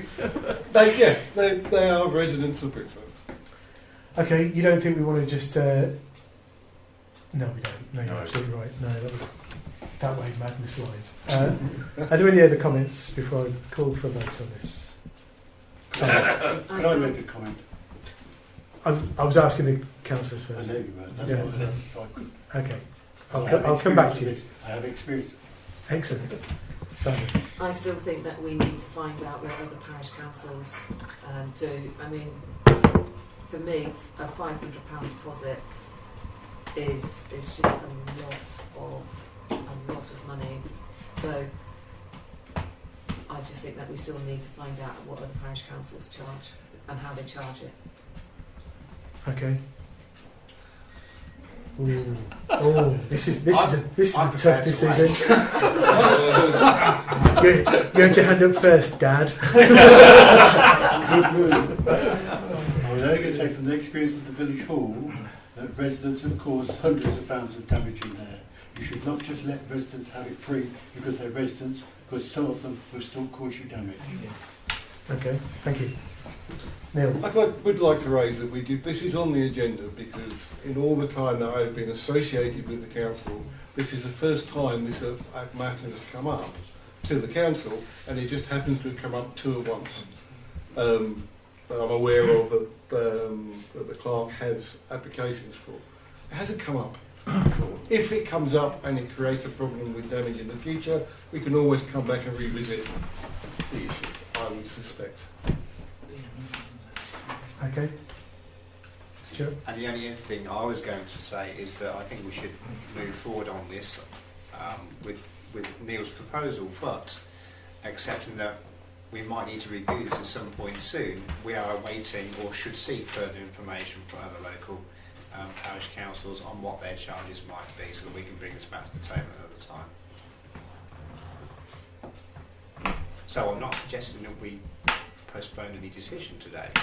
I'm suggesting that we make a decision, but also accept that we're going to need to seek some further information for some future meetings, so we might need to revisit this at a later date. Okay, but there's nothing to stop us revisiting anything at a later date, as long as that later date is 6 months after the resolution is made. Absolutely fine. Unless there's a special... anybody else? Any other comments? Right, okay. In that case, the proposal on the table is that we charge £500 returnable deposit plus £100 fee for any individuals or organisations that are not based in the village. I'm not Resident. resident in the village. Not resident in the village and profit making. No, not resident in the village. And charitable And organisations was what you said before. Basically, And the village charitable organisation. all right, go on, you do it. Your proposal is That we charge £500 returnable damage deposit plus £100 fee for all non-resident or charitable organisations.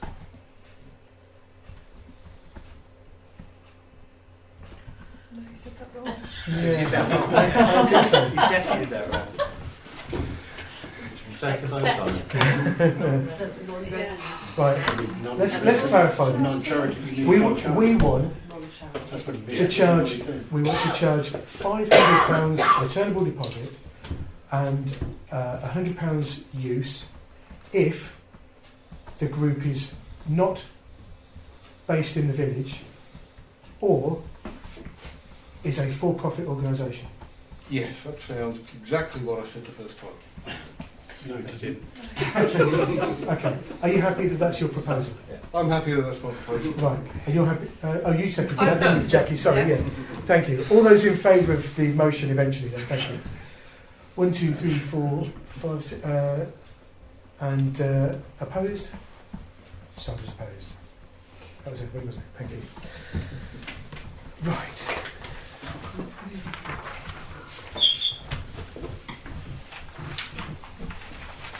Item 10 then, highways and environment. We've got 2 10s, haven't we? 2 tens. Oh, sorry, that's my fault, isn't it? Item, Apologies. yes. Well, it can't be 11 I because counted finance it. is 11. Got it 10A All right. and 10B. Item 10B, Part 1, is to agree to maintain the urban highways verges, link footpaths and metalled rights of way by grass cutting. Annual agreement by NCC Highways. A link footpaths, for example, like the footpath that goes from the slip down to Holcombe Road. Is that a link foot? Is that? Yeah. Is anybody know?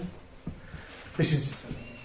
So if this is in the agreement, this is the thing that we've spent the last year going. That's not our responsibility. Yeah, I thought this was grass cut. I thought it was just grass verge cutting that we'd agreed to, not the link footpaths. And I don't know what a metal right of way is either. That's the word that we've used in the letter of invitation. Well, a right of way is a right of way, which Yes. means there doesn't have to be any indication of it. You can walk across that field at that angle. A Right. metalled right of way means there's something there you can see, like paving slabs or something. Oh right, okay, but not metal. The road from Slip to the Alcott Road is a right of way. Running alongside the BT substation. Yes, I think it's probably also a link footpath, isn't it? It is metal. This sounds like it's more than we've previously agreed to. It is. It is. A long way. It's the same letter, I believe, an agreement as in previous years. I don't think there's anything changed in it. Have you had the letter brought to this meeting every year? No. No. Just the Because I'm We've just just wondering if had- that's the change, is that I've actually brought it to the meeting. We've just had an agreement that the parish council would take over the verge mowing Right. in the village, and we've steadfastly refused to do particularly the footpath from the slip down to Holcott Road on the grounds that it's not our responsibility. So we don't have permission to do it, so we can't do it. And we've been saying report it to street doctor to everybody. So hopefully this is a change and it's not something we should have been doing all along. Yeah. But the income, I believe, is identical to last year. Hence, I think the conditions are probably the same. But I can check on that. Okay. So would it be Certainly, I prudent for the think we parish would- council to accept it on the basis of we're only talking about highways, Well, to be more honest, than if, verges? I would say that if we're supposed to be doing the footpaths, we'll do a far better job of it than has been done. Even before we were supposed to be doing it anyway, if we were. So I'd be happy to take it on anyway. But I think it'd be worth finding out if that is a change, and if it is a change, why we're not being offered more money. But I think we know the answer. Does anybody else have any comments on this now? Finish rambling, Sandra. If they have added on footpaths and metal right of ways, then up to curbstones, it's actually private land. It actually belongs. So if you go down off Holcott Road down towards the slip, the left-hand side belongs to BT. Yep. The right-hand side belongs to the garden. So their boundary doesn't finish at the fence; it finishes over the fence and to the curbstone. Right. Okay. So that's actually technically private land there. Either side of the. Right. Okay. Thank you, Ian. What we have cut in the past, to do with a public right of way, is at the crossing of the bypass, the stinging nettles on the right that get your legs as you go past on your bike, and especially when you're in your shorts, which I am in the summer, it's a sight to be seen. Don't go visual. Don't go visual. Yeah, sometimes I don't say too much. That is what we in the past have cut ourselves. Now, is that what they're thinking of here? Because that is certainly a metal way. It's land we're responsible for either side of it. Right. Until you get to the highways bit, which is by the bypass itself. Okay. It's one of those bits of land that was left over when the buildings were put up. Right. When they inherited. Okay. Thank you. Neil? One of the things I would say, and I fully appreciate by saying this, that we have no legal responsibility to do so, but certainly over the last couple of years, the path along by BT, we know it's owned by BT or someone else or wherever, but last year there was a resident ended up going out on Sunday and cutting it because it's got so overgrown on at least 2 occasions.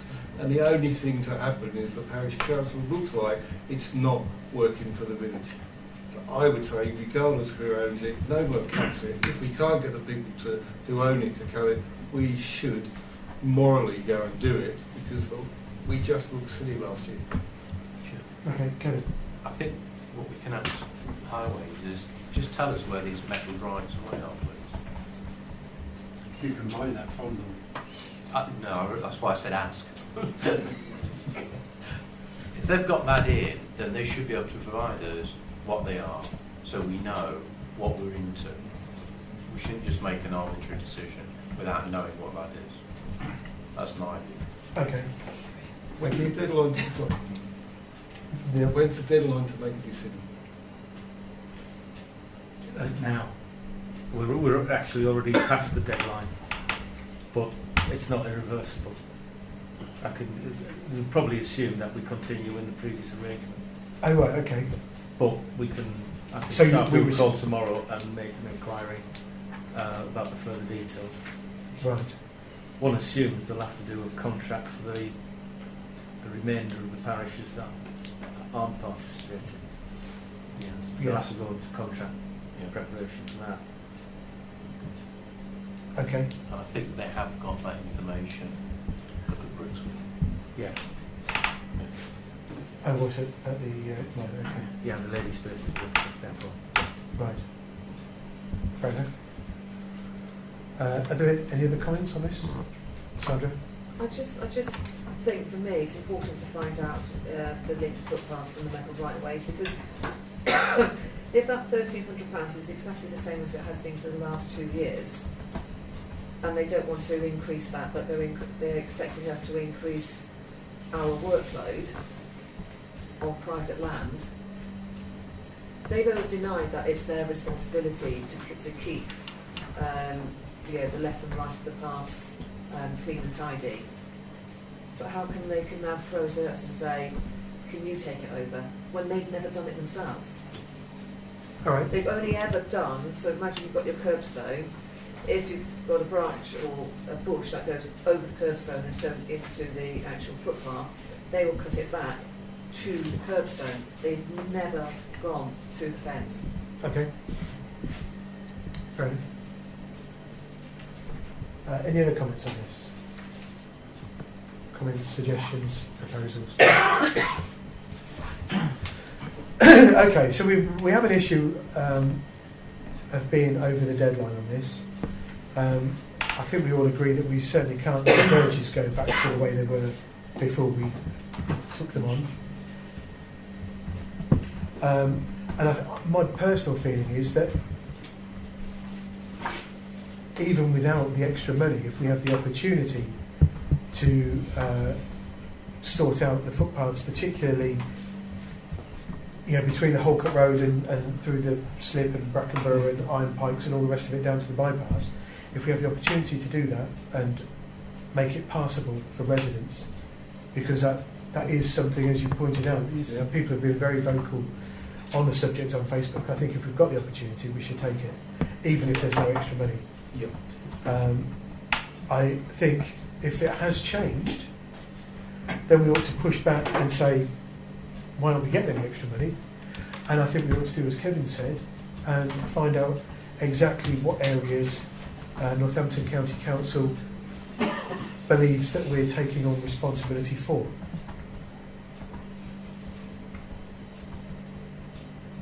So I propose that we agree to the maintenance of these areas listed.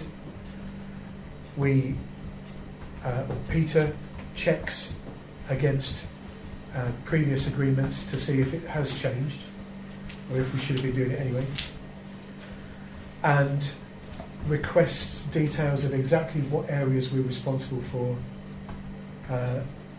from Northampton County Council. That's my proposal, Neil. I second your proposal. Thank you very much. All those in favour of the motion, please. And opposed? And abstentions? Kevin's abstaining, thank you.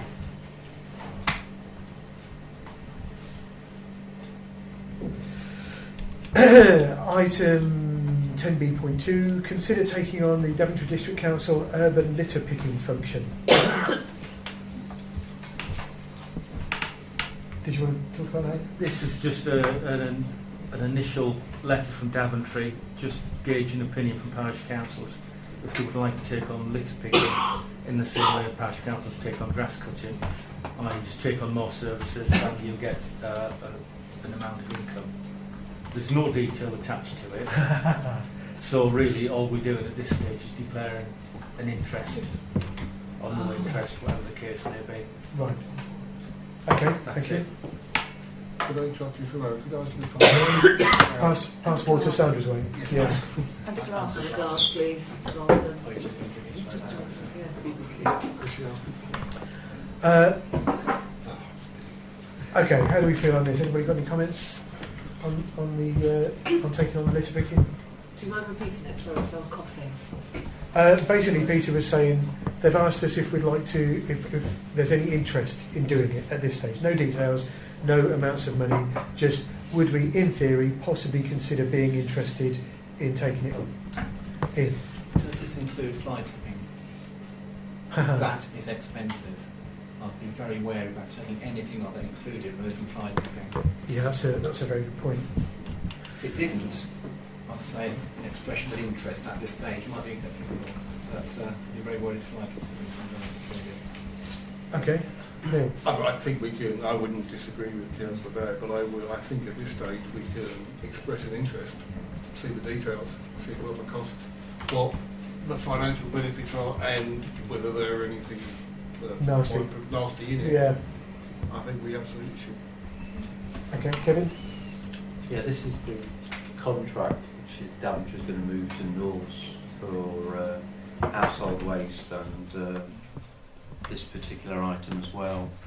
I think the amounts of money will be pretty small, but I don't think there's anything harm in asking or to see it.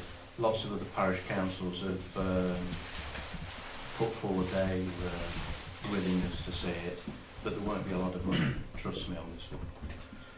Do you know whether it's likely to include fly tipping or not? It won't include fighting. Okay. Fair enough. But no contracts have been signed. Okay. Any other comments on this then? Yes, Jim. I think this is impossible to make any decision on without any information. It's very vague. I think as Ian said, I think we need to express perhaps an interest in this, but we need a lot more information on how this is going to work. Okay. Fair enough. Any other comments? A proposal then, perhaps? Somebody? Yes, Neil. I propose that we express an interest in hearing the details. Okay. From the Daventry District Council. Fair enough. Thank you. Is there a second? Stephen, thank you. All those in favour of expressing an interest then at this stage? And opposed? And abstentions. Thank you, Kevin.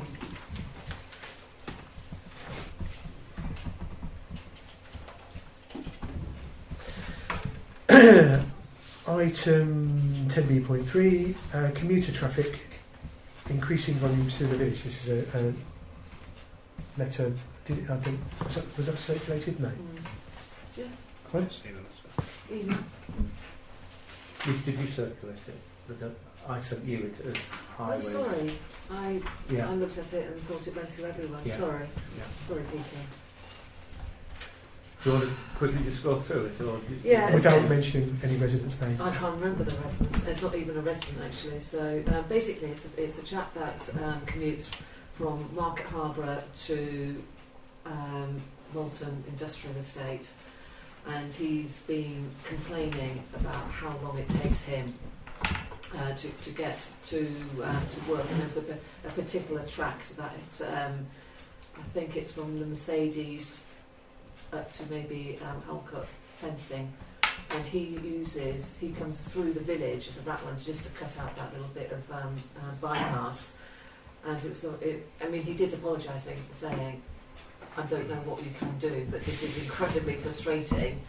But what I was thinking that actually it should be fed back to County Council, and I was wondering whether we should actually pass on his comments to Cecile so that she can take hold of it and ask the right questions to the right department, so that this man's got a response to his letter that he's bothered to write to us about.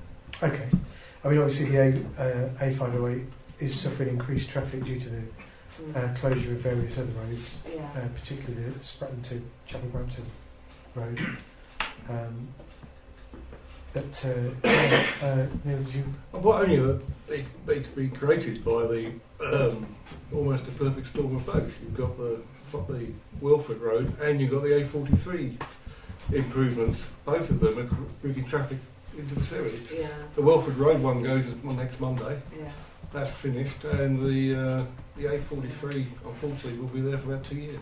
And I think he was talking about sort of Boughton and the 1,000 houses, and it's Yeah. only going to get worse, which is why I Yeah. think he needs to actually take it to Cecile, and I think that we can pass What that. we can do. Well, we can pass it on to Cecile. Yeah. It's county, it's nothing to do. Yeah. No, It's certainly nothing, as you said, that we Joint can. club. But, But yeah, I'm happy if everybody's happy to forward this on to our county councillor Cecile Irving Swift. If everybody's happy with that, I think if we can acknowledge that to the to the resident, to the to the non-resident, to the commuter. yeah, the commuter, just to say thank you very much, and we've passed it on to the county councillor. Okay, Neil. No, I don't think we should acknowledge it. We shouldn't.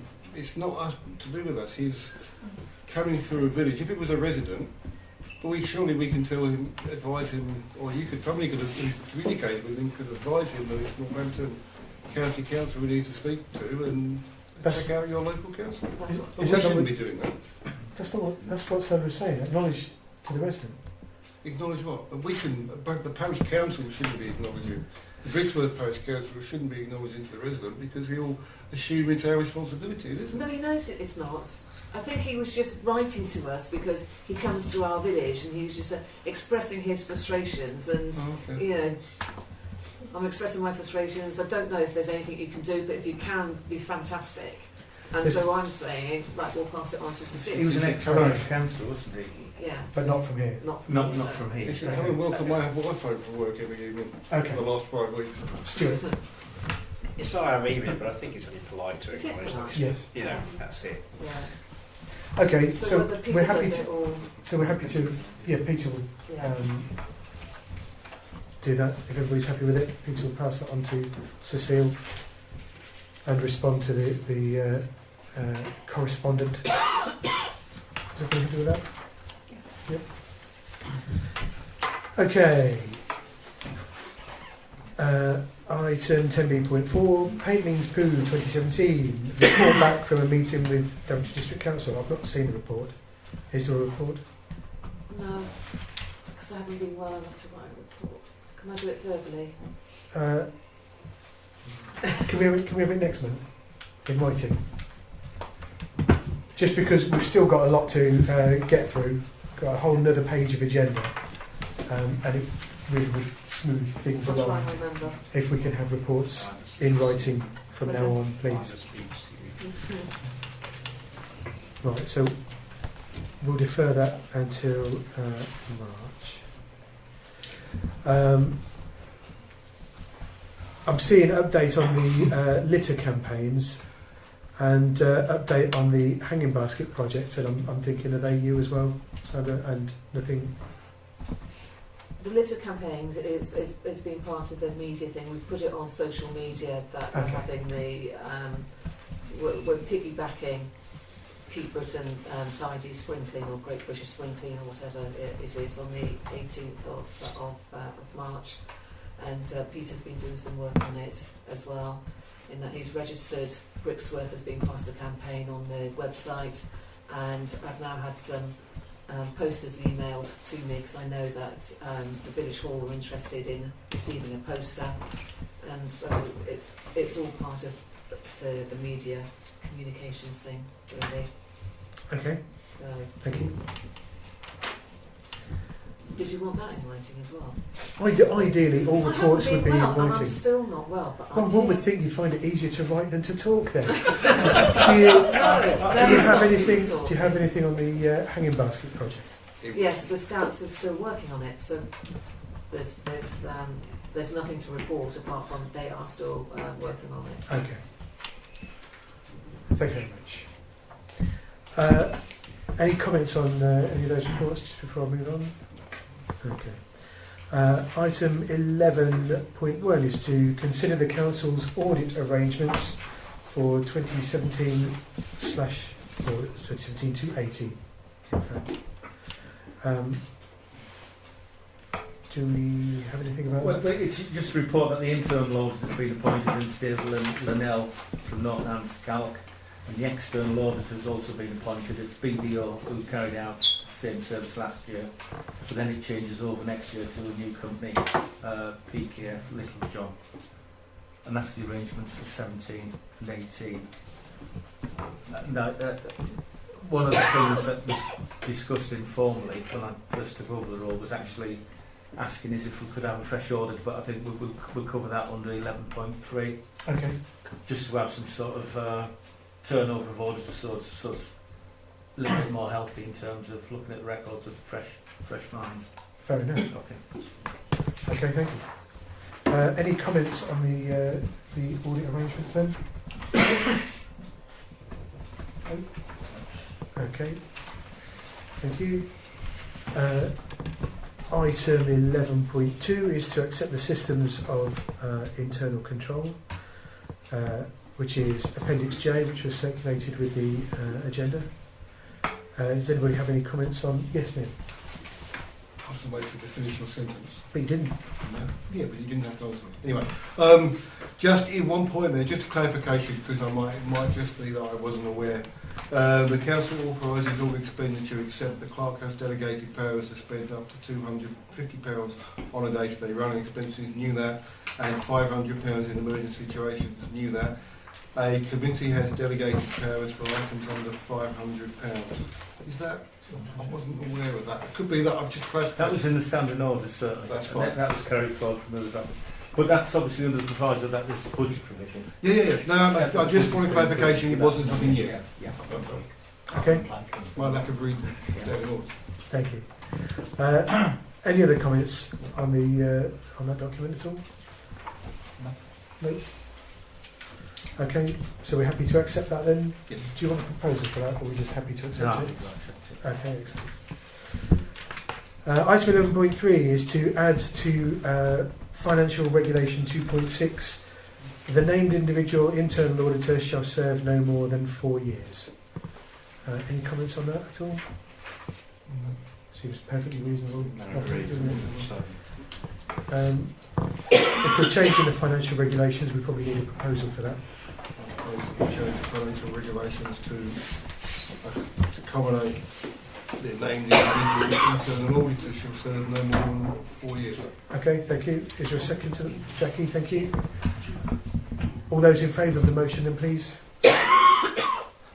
Anybody? Lovely, thank you.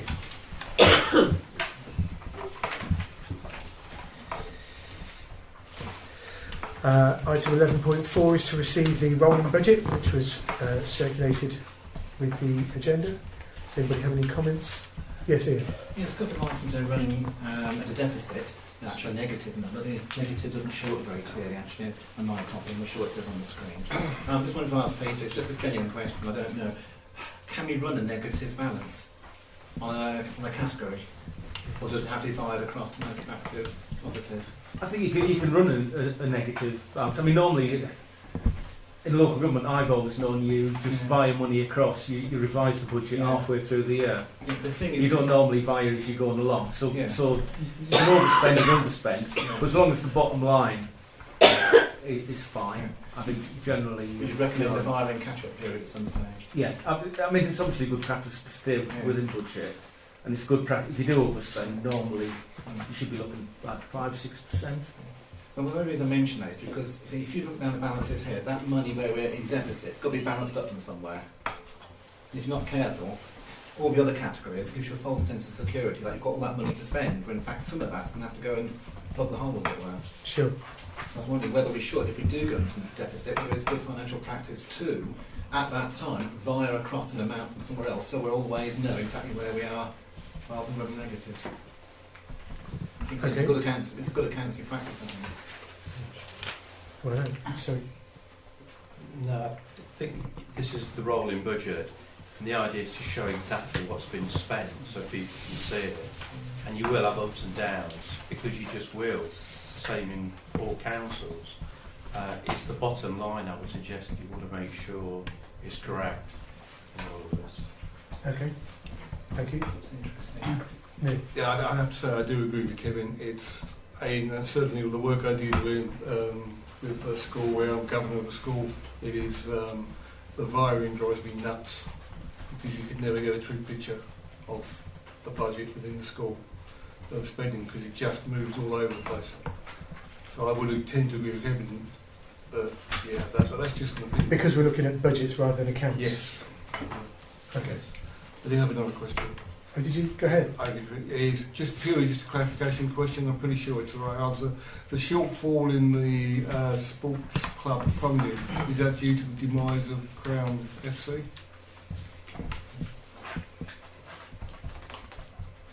Where we Right. If you look at the income, in the income, sports income, there's Oh, yeah. significant, but I'm assuming Well, I don't think we've had all the money in.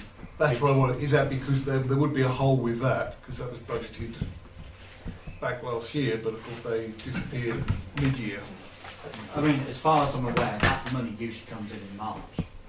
Right, so we're still awaiting some instalments. Oh, yeah, anyway. yeah. And I'll hold that question for you. I mean, yes, I mean, That's something for us to look forward to. Yeah. Okay. Any other comments on the rolling budget then, please?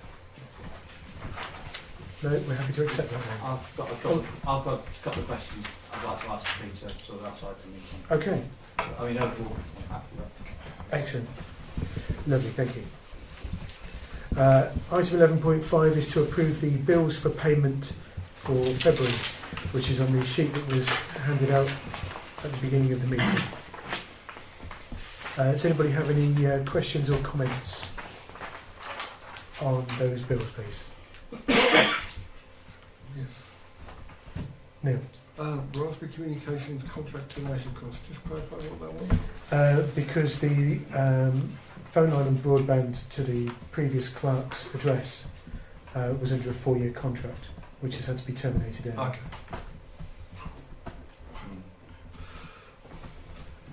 Any other comments or questions at all? That's disappointing. Yes, it is. Stuart? I just asked what the current terms of the ongoing contract are then. Well, we don't because was it last month we agreed the mobile phone? Yes, got it. Of course, So yeah. Sorry, Peter has the. yeah. What do you do for broadband, by the way? Do you just use your own? This is my old. Doesn't incur any additional costs No. to you then, right? No. Excellent. So, about these bills then. I propose we pay. Are we up to that? Yeah. Here we are. Yeah, Pay the bills. Excellent, thank you. Thank you, Steve. Positioning myself. All those in favour of paying those bills then, please? Is everybody. Thank you.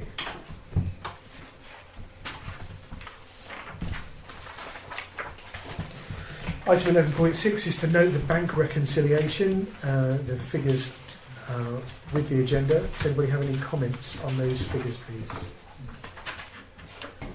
No, we're happy to note that then. Yep. And 11.7 is to note the parish council reserves. Does anybody have any comments on the reserve figures, please? No, we're happy to note that as well then. Yep. Thank you. Right, item 12.1 is to receive the clerk's report. Does anybody have any comments on the clerk's report? Yes, Neil. Just a quick question to Peter.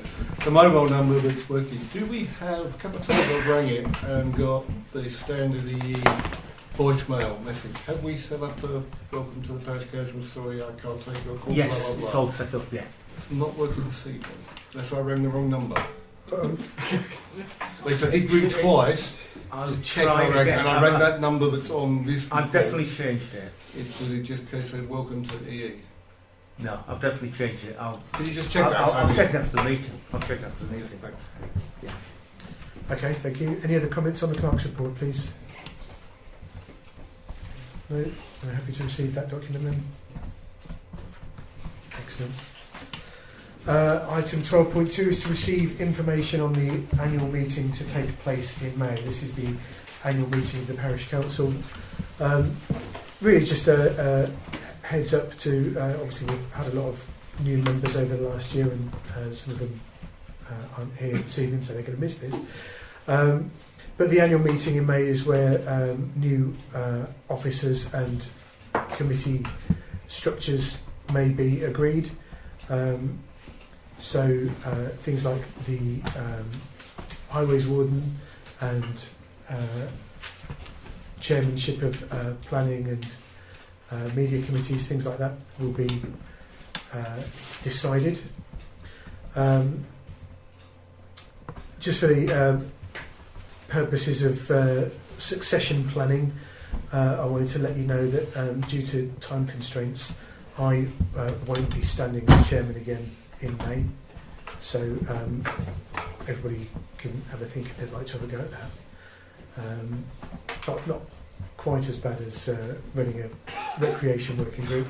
I don't know. But so yes, it's just a heads up before the annual meeting of the parish council, basically. Does anybody have any comments on that at all? No? Okay.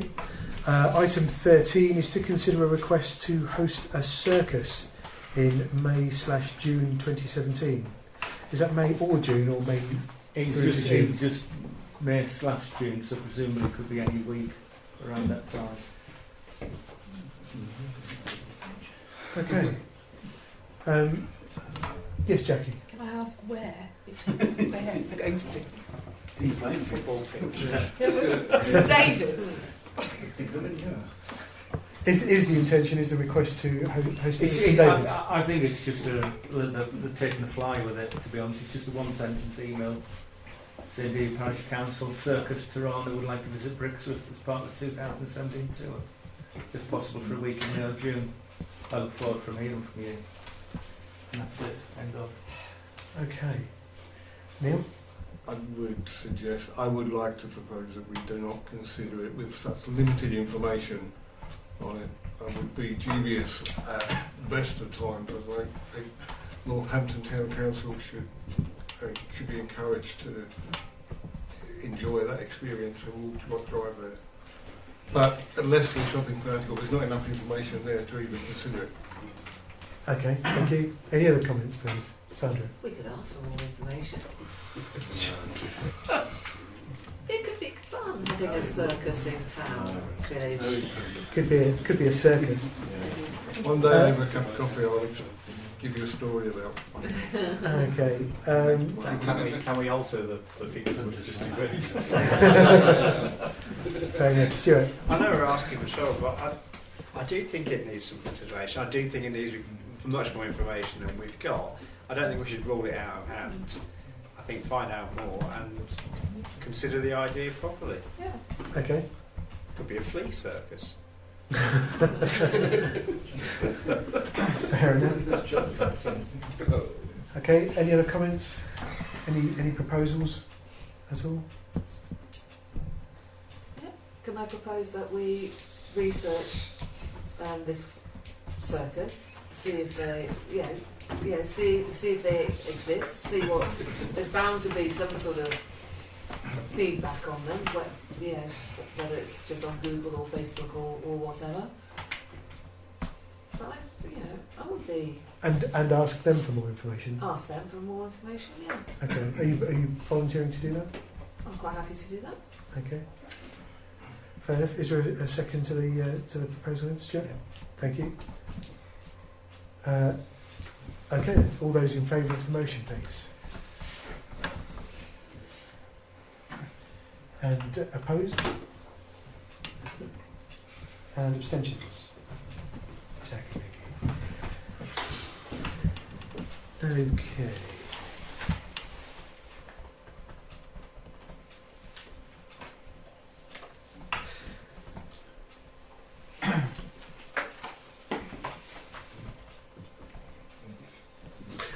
Item 14 is to consider a request to fund the production of Brixworth Photographic Society calendars for 2018. This was in a report circulated with the agenda. And does anybody have any questions or comments on that, first of all? Yes, Steve. I actually think it's a good idea. I think we should go with money out of the projects. Okay. So it comes straight out of their grants. Fair enough. Thank you. Yes, Stuart. I would support that. I mean, if there's a request to suggest a beneficiary organisation. I don't know how we decide that. What suggestions are coming forward, but I think in principle it's a good idea. Okay. Thank you, Neil. The only my question was, who would we, if we have ideas of beneficiary organisations, who would we steer those towards the Photographic Society or to the Parish Council? Well, I think the Parish Council's funding it, but the Photographic Society is going to be doing the work. Yeah, that's why I so it asked needs to be something that is mutually acceptable. Yeah, but okay. I think, but I would suggest, and Ian will correct me if I'm wrong, but I would suggest that the what we consider to be a reasonable beneficiary, the Photographic Society are likely to agree with, and vice versa. Yes, that's just one to clarify. Yeah, excellent. Okay. I mean, I've suggested in the. No, I didn't. I thought I was going to suggest it, but I didn't. I think money has been raised for the first responders in the past, so that's a possibility. But you know, if we agree it in principle now, then the Photographic Society can get busy doing the work, and we can agree a beneficiary at a later date. When we got a proposal on the table? So the proposal is, as written, I propose that the Parish Council agrees in principle to earmark £800 for the production of calendars for 2018, subject to agreement of a suitable beneficiary. Ian? And payment to be made by section 137. Yes, It has to be proposed. Does it? I didn't realise that had to be part of the proposal. Okay, fair enough. I would mention that anyway, because you're right, because the auditor, the auditor would pick up on that. You need to see where the money's coming from. Fair enough, yes, okay. So the payment to be made under section 137. That's the... thank you. Is there a second to the proposal, Stephen? Thank you. All those in favour of the motion, then, please. That's everybody, lovely, thank you.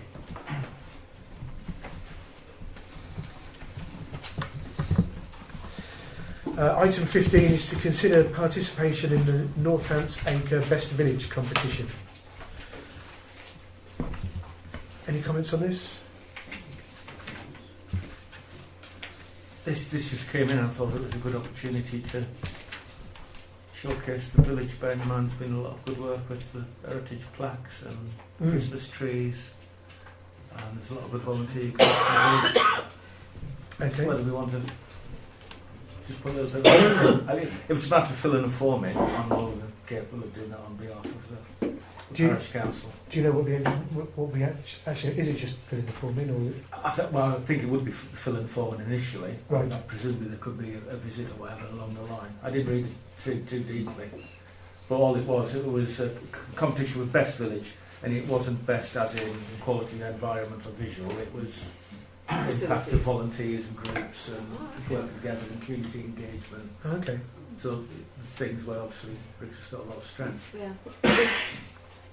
And thought positive reputational stuff is always welcome. Yeah, absolutely. Thank you. Any comments on this one then, please? Stuart? I think we'd be doing ourselves a disservice if we didn't enter it. Yeah. Okay. Yeah, I thought the neighbourhood plan as well, that was the other big thing that was in Yes. mind as well. Oh, that was community led. Yeah, excellent. Okay. Use your hand up, Mike. Yeah, we might need to check that we're not too big. When I was last, we were runners-up in the larger village section 4 or 5 years ago, and then they rejigged their categories.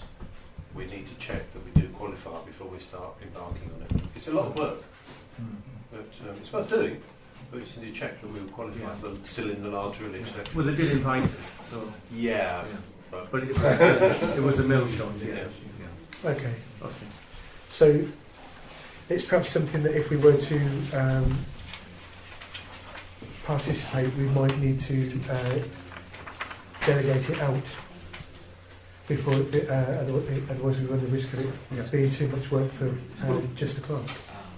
Well, I could do the base work, and I don't know if Councillor Brown would agree we could do it through the media and comms committee, maybe. Do you feel that's a good fit? I'm not 100% convinced it's a good fit, but I'm also not 100% convinced it's not a good fit. Are we calling that 50-50 then? Yeah.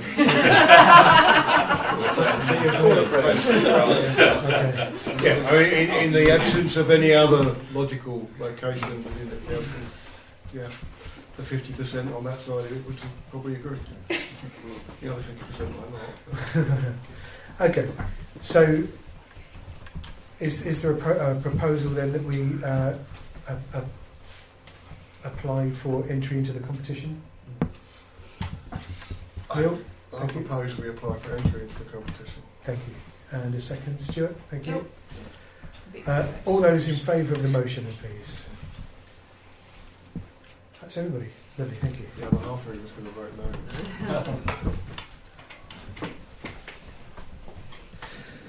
no. Item 16 is to report and discuss the 2016 Christmas tree project.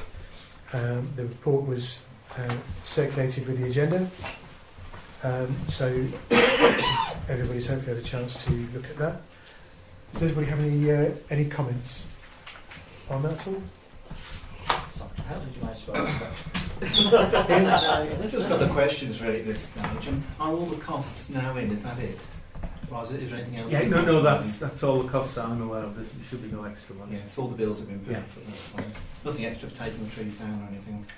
No, I've had nothing No. since. Do you know Christmas trees are zero rated for VAT? I don't think we did pay it. Let me have a look. No, sorry, not Christmas trees, Christmas lights. Sorry. Christmas lights, we have paid that and we've claimed it back. £153.57. No, for Christmas. No, Christmas that's lights nice. was zero. Oh, sorry, the Christmas lights. No, it's zero. I think the reason it was zero, it came in through somebody else purchased them on our behalf, so we Because couldn't claim the VAT back. Yeah. That But if they're was- zero rated for VAT, then we won't charge No, them. the chap had paid that, but we couldn't reclaim it. yeah, We should have Right. bought the lights Okay, I'll first come on. direct, and we could have claimed the VAT back. yeah, I'll come on to that in a moment. Then, Yeah. yeah. That was the reason. yeah.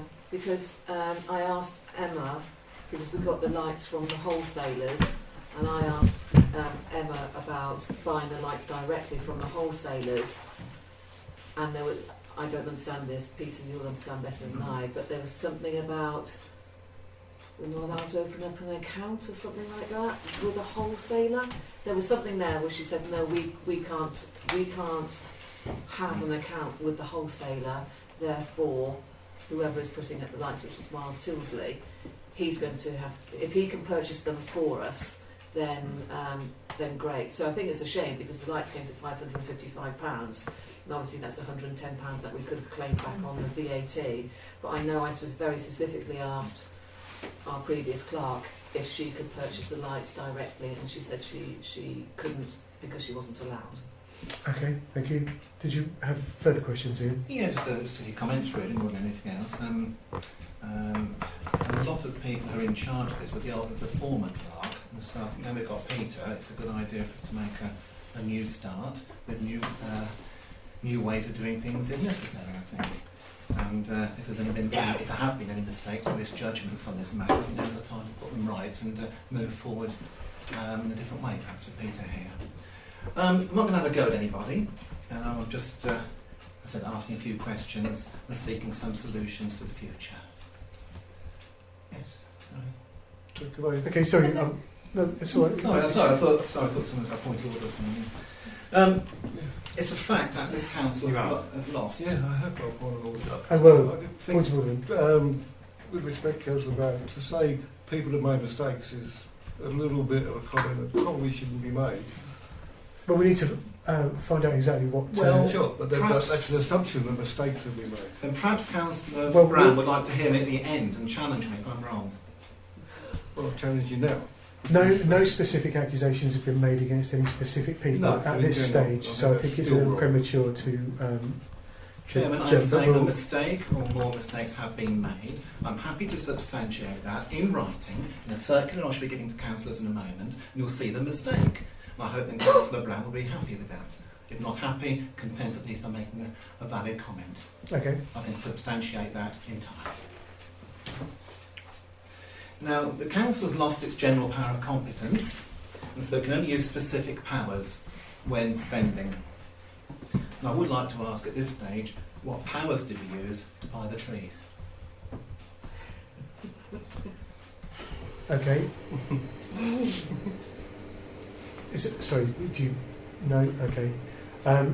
I suspect that's a question that we need to look into and report back at the next meeting. If we can ask the clerk to look into that. Yeah. Okay, that's Thank you. fine. Yeah. Okay. Now it is difficult to keep track of accounts sometimes because bills of payment obviously have got VAT included in them, and then when they are put in the accounts, they haven't got VAT on. So it's sometimes a bit difficult to do that. And I do thank Pete for sending out the bills of payment now with a couple of days before the meeting, so we can make those calculations if we need to. And in this particular case, the amounts of payment were not given to us until the meeting itself, and it's very difficult to try and work out without VAT if there was an overpayment or not. So thank you for doing that. That did break our financial regulations, incidentally. So not sending them out with the agenda. But that's a small matter. I'm really sorry. Sorry, no, let's not interrupt anybody, No, please. but it is At this point stage. of No, order. no. Oh, is it? Yes, it is. What's the point of order? I feel that there is a councillor here criticising a clerk and fellow councillors, and I think it's inappropriate. Chairman, our financial regulations, perhaps it would be better if I read from our financial regulations that do say that that should be sent out with the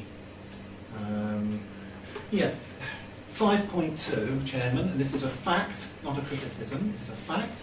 5.2 of our financial regulations say the RFO, that's the responsible financial officer, in other words the clerk, in our case it's a person dual-hatted, that's quite okay, shall prepare a schedule of payments requiring authorisation forming part of the agenda for the meeting. To continue, Chairman. Okay. So it was, I found it personally difficult, in the absence of that information, in a timely manner, difficult to keep track of where we were. Now, I don't think there was anything other than plenty of time for this project. The project itself was agreed in June 2016. And at that stage, there was research done as to who wanted and who didn't. In July, and we did say that they would be ordered before July. So there'd be plenty of time then to decide how many lights were needed and so on. In July we had no communication whether they'd been ordered or not. And so it was decided then to, instead of agree to buy them straight away, to buy them now, the council decided don't buy them now. I'm not going to go into whether that's contrary to standing orders, reversing a decision. I think it does contravene Standing Order 7A, but I won't go into that any further. Sorry, there's a point of order No. here. Sorry, hang on a second. What's the point of order? We did not agree in July to not buy the trees. The trees weren't even in the country. We had made inquiries and the trees came into the country in October. Okay. I'm not sure that is a point of order. That's Well, an argument. But I'm making that point of order because we're being fed inaccurate information. Can Councillor Moxon be specific in what she thinks is inaccurate of what I've just said? So could we just get? Can you Let's be just precise, please? let's just finish your questions, and then we'll give other people an opportunity to address them. It was agreed in July that we don't buy the trees now. We would defer that decision, and therefore we put that off. And in August, we then decided we would buy the trees, although we hadn't got the information about the trees or lights at that stage. We hadn't got any information, but we said time is getting short, we would then buy them. Now, we authorised 25 trees to be bought. And there was no reason to expect increased costs due to any more trees being bought. In fact, 25 trees were bought. And we said we would spend £1,296 on that. Now, there wasn't an open-ended commitment to spend what people felt like. It was a definite £1,296 which we authorised. Clear financial limits were put in place, and the maximum spend for those 25 trees was fixed by that meeting. In September, the trees have been bought, and we accrued £921.74, including VAT. And there's no record of any more money needed at that stage. In October again, no indication as cost may rise. November, no payments were made for tree-related items. No indication costs may rise. And so we got to December, and then we had an email which was sent to councillors with indicating that the costs had gone up. I would like to distribute those, please, one for each councillor. Point of order. Not on the agenda, additional information. No. We need time to read the information. Chairman, this had already been circulated. If people want to look at it on their chart, on their computers, they can. Yeah, I don't see a problem with this. It's public because information. it's supporting this information. Let's have a look at it. It's been distributed already. You've got a copy of it. I don't have a copy of that. There's a copy from Councillor Moxon on 15th of September, was it 15th, was it you saying? 15th of December? To all councillors. We're on the agenda this evening. Discussion of the amount. It is. Discussion of this matter is on the agenda, Chairman. We're hoping it'll be sorted out. We'll all live happily ever after. And there's no problem. Point of order, time. We're over time. We're over time. We need to make a We're not decision. over time yet. Here we are. Not till 9:45. No, 9:15 you have to make a decision whether to proceed. It's 2.5 hours. Sure. Yeah. How many hours is it, Chairman, before we have to make a decision? It's, I believe, before we have to make a decision, I believe the meeting can last 2.5 hours before we need to agree whether to go into extra time. I think it's 9:15 when you have to make a decision whether to proceed to. Now, I feel... Can you show me? I'll find it. It says I want to record it. Well, it is being recorded. It is. Does the clock not know? Okay. But how long a meeting should be? Yeah.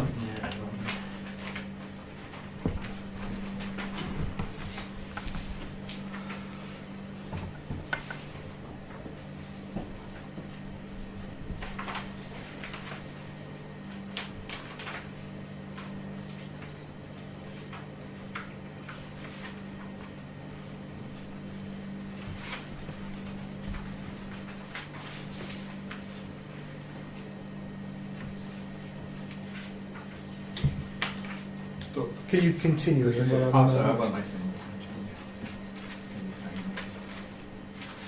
Now, we were told that the amount required was 1662.44. I'd like to have a look at those amounts I've circulated with you.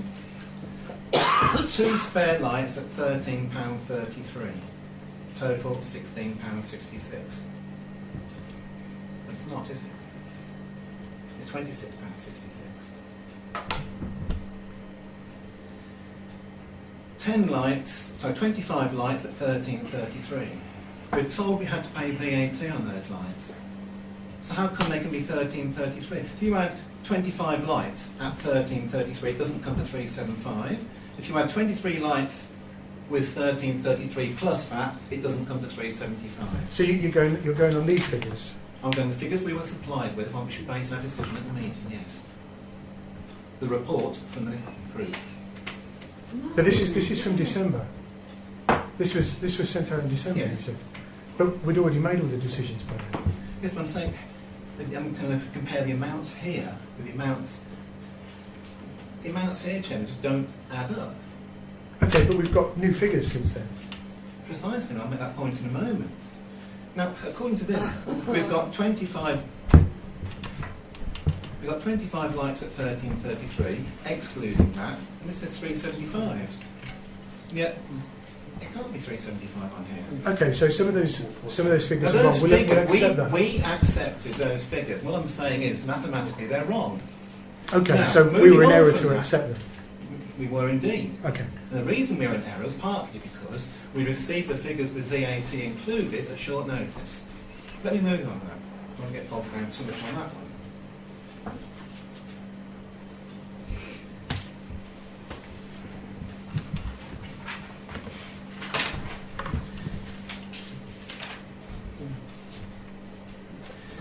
I think the lesson to be learnt in future is to not take figures on trust, but to actually make sure the calculations are done properly, because this doesn't add up to 1662.44. I'd like to know an explanation, so a question to ask, of why a third party ordering items and then selling them back to the parish council who couldn't claim VAT back. How was that allowed to happen? Okay. Because the clerk has just said to us that we've bought these from a third party and we couldn't claim back the VAT. How could that happen? Okay. Well, I think we'll need to look into that and bring an answer back. You'll remember, of course, that I did ask you to put all this in writing before the meeting so that everybody would have a chance to consider it and agree whether to look into it or start an investigation, and you declined at that point. I did. And now I must admit, I'm looking at all these figures and finding it hard to keep track of. I would have preferred a written report and would have found it easier to then follow the point that you were making at this agenda item. Okay. Well, so what you're saying then, Chairman, can I continue? So yes, I'm saying you can ask your questions, but we're not going to be able to provide answers straight away. Excuse me, Chair. Sorry. It is a point of order. I was not allowed to report on 2 items because I had not written something. I'd not submitted something in writing. And here we are 15 minutes later, listening to someone who hasn't put something in writing after a direct request from the Chair. Yeah, I understand that. I must be honest with you, I wasn't expecting anything from you. I didn't realise that this was going to be a large report, and I'm going to have to ask you to make your points as succinctly as possible, please. How much time I've got? How much time are you going to allow me, Chair? Well, we've still got a lot to get through, and we're nearly at time for the meeting. So, if it's possible, given that you've made points about the bills not being included, even though that's been the parish council's practice ever since I've been a parish councillor, so since 2014, and you're just bringing it up now, I think these things can perhaps wait a little bit longer, and I would ask you to put it in writing so that everybody has a chance to clearly examine the figures and understand the points that are being made and the questions that need to be answered. Well, Chairman, with respect, the 4.5, which I put on this sheet here, has been circulated by the clerk in connection with this matter. The first part has been previously circulated to councillors. 4.1 hasn't, but that's the only part it hasn't. Can I make a point of order, please? Yeah, go ahead. We are now out of time. Be 30 seconds. Okay, thank you. Right. We need to, the parish council needs to agree whether it's going to carry on the meeting then, at this point. Wasting too much time. No, we need to finish it. The parish council can agree to extend the meeting if it wants to. I propose that we continue the meeting in order to conclude the other business on the agenda. There's not much left, Is there a second to I'll the second proposal? that. Thank you, Sandra.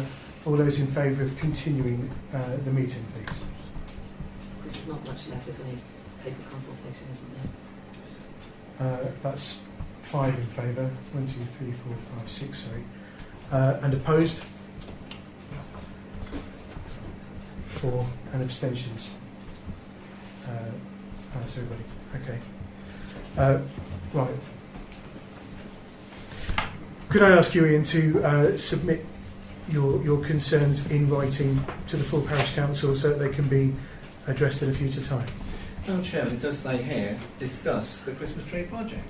Yes, it does. And I've But got I questions would- to ask, I've got things to discuss, Chairman. I understand think that. it's perfectly valid. And it is important, but it's equally important that we spend all our time discussing with information that we have. And it's very difficult to do that when we're given fresh information, in this case, your concerns, actually on the at the evening, at the meeting. I won't challenge you, Chairman, but I will say it's not fresh information by any means. Okay. I hear what you say. Right. I won't challenge your ruling, whatever it is. Okay, in that case, I would ask you to submit your concerns and your questions in writing to the clerk for circulation amongst the parish council, and we'll endeavour to have answers and responses, if not ready for the next parish council meeting, at least ready to be debated there with everybody fully informed. Are you prepared to do that? I'll consider the options, Chairman.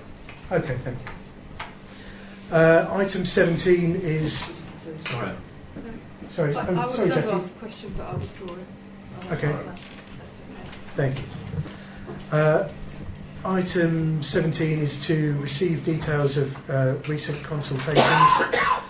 There is a NCC prioritisation framework consultation. Have we been sent a link for that? No, but I can send it by email. I'll send it tomorrow. Okay, thank you. So we can't receive that because we'll receive it tomorrow. Yeah. So there is also some general correspondence for information only, not for discussion, which is to note there. We're all happy to note that. Yeah. Obviously, it's available in the file. Should anybody wish to look at it? Item 19.1 is to note that the County Court telephone hearing on the 20th of February was vacated due to the parties reaching agreement. And item 19.2 is to note that the date of the Employment Tribunal costs hearing is set for Monday the 5th of June. We happy to note those items? Okay, thank you. The dates of future meetings, we've got planning on the 13th of March, media and communications on the 15th of March, and the next full council meeting is on the 28th of March. I've not been notified of any urgent matters, so thank you all very much for coming. Have a good evening.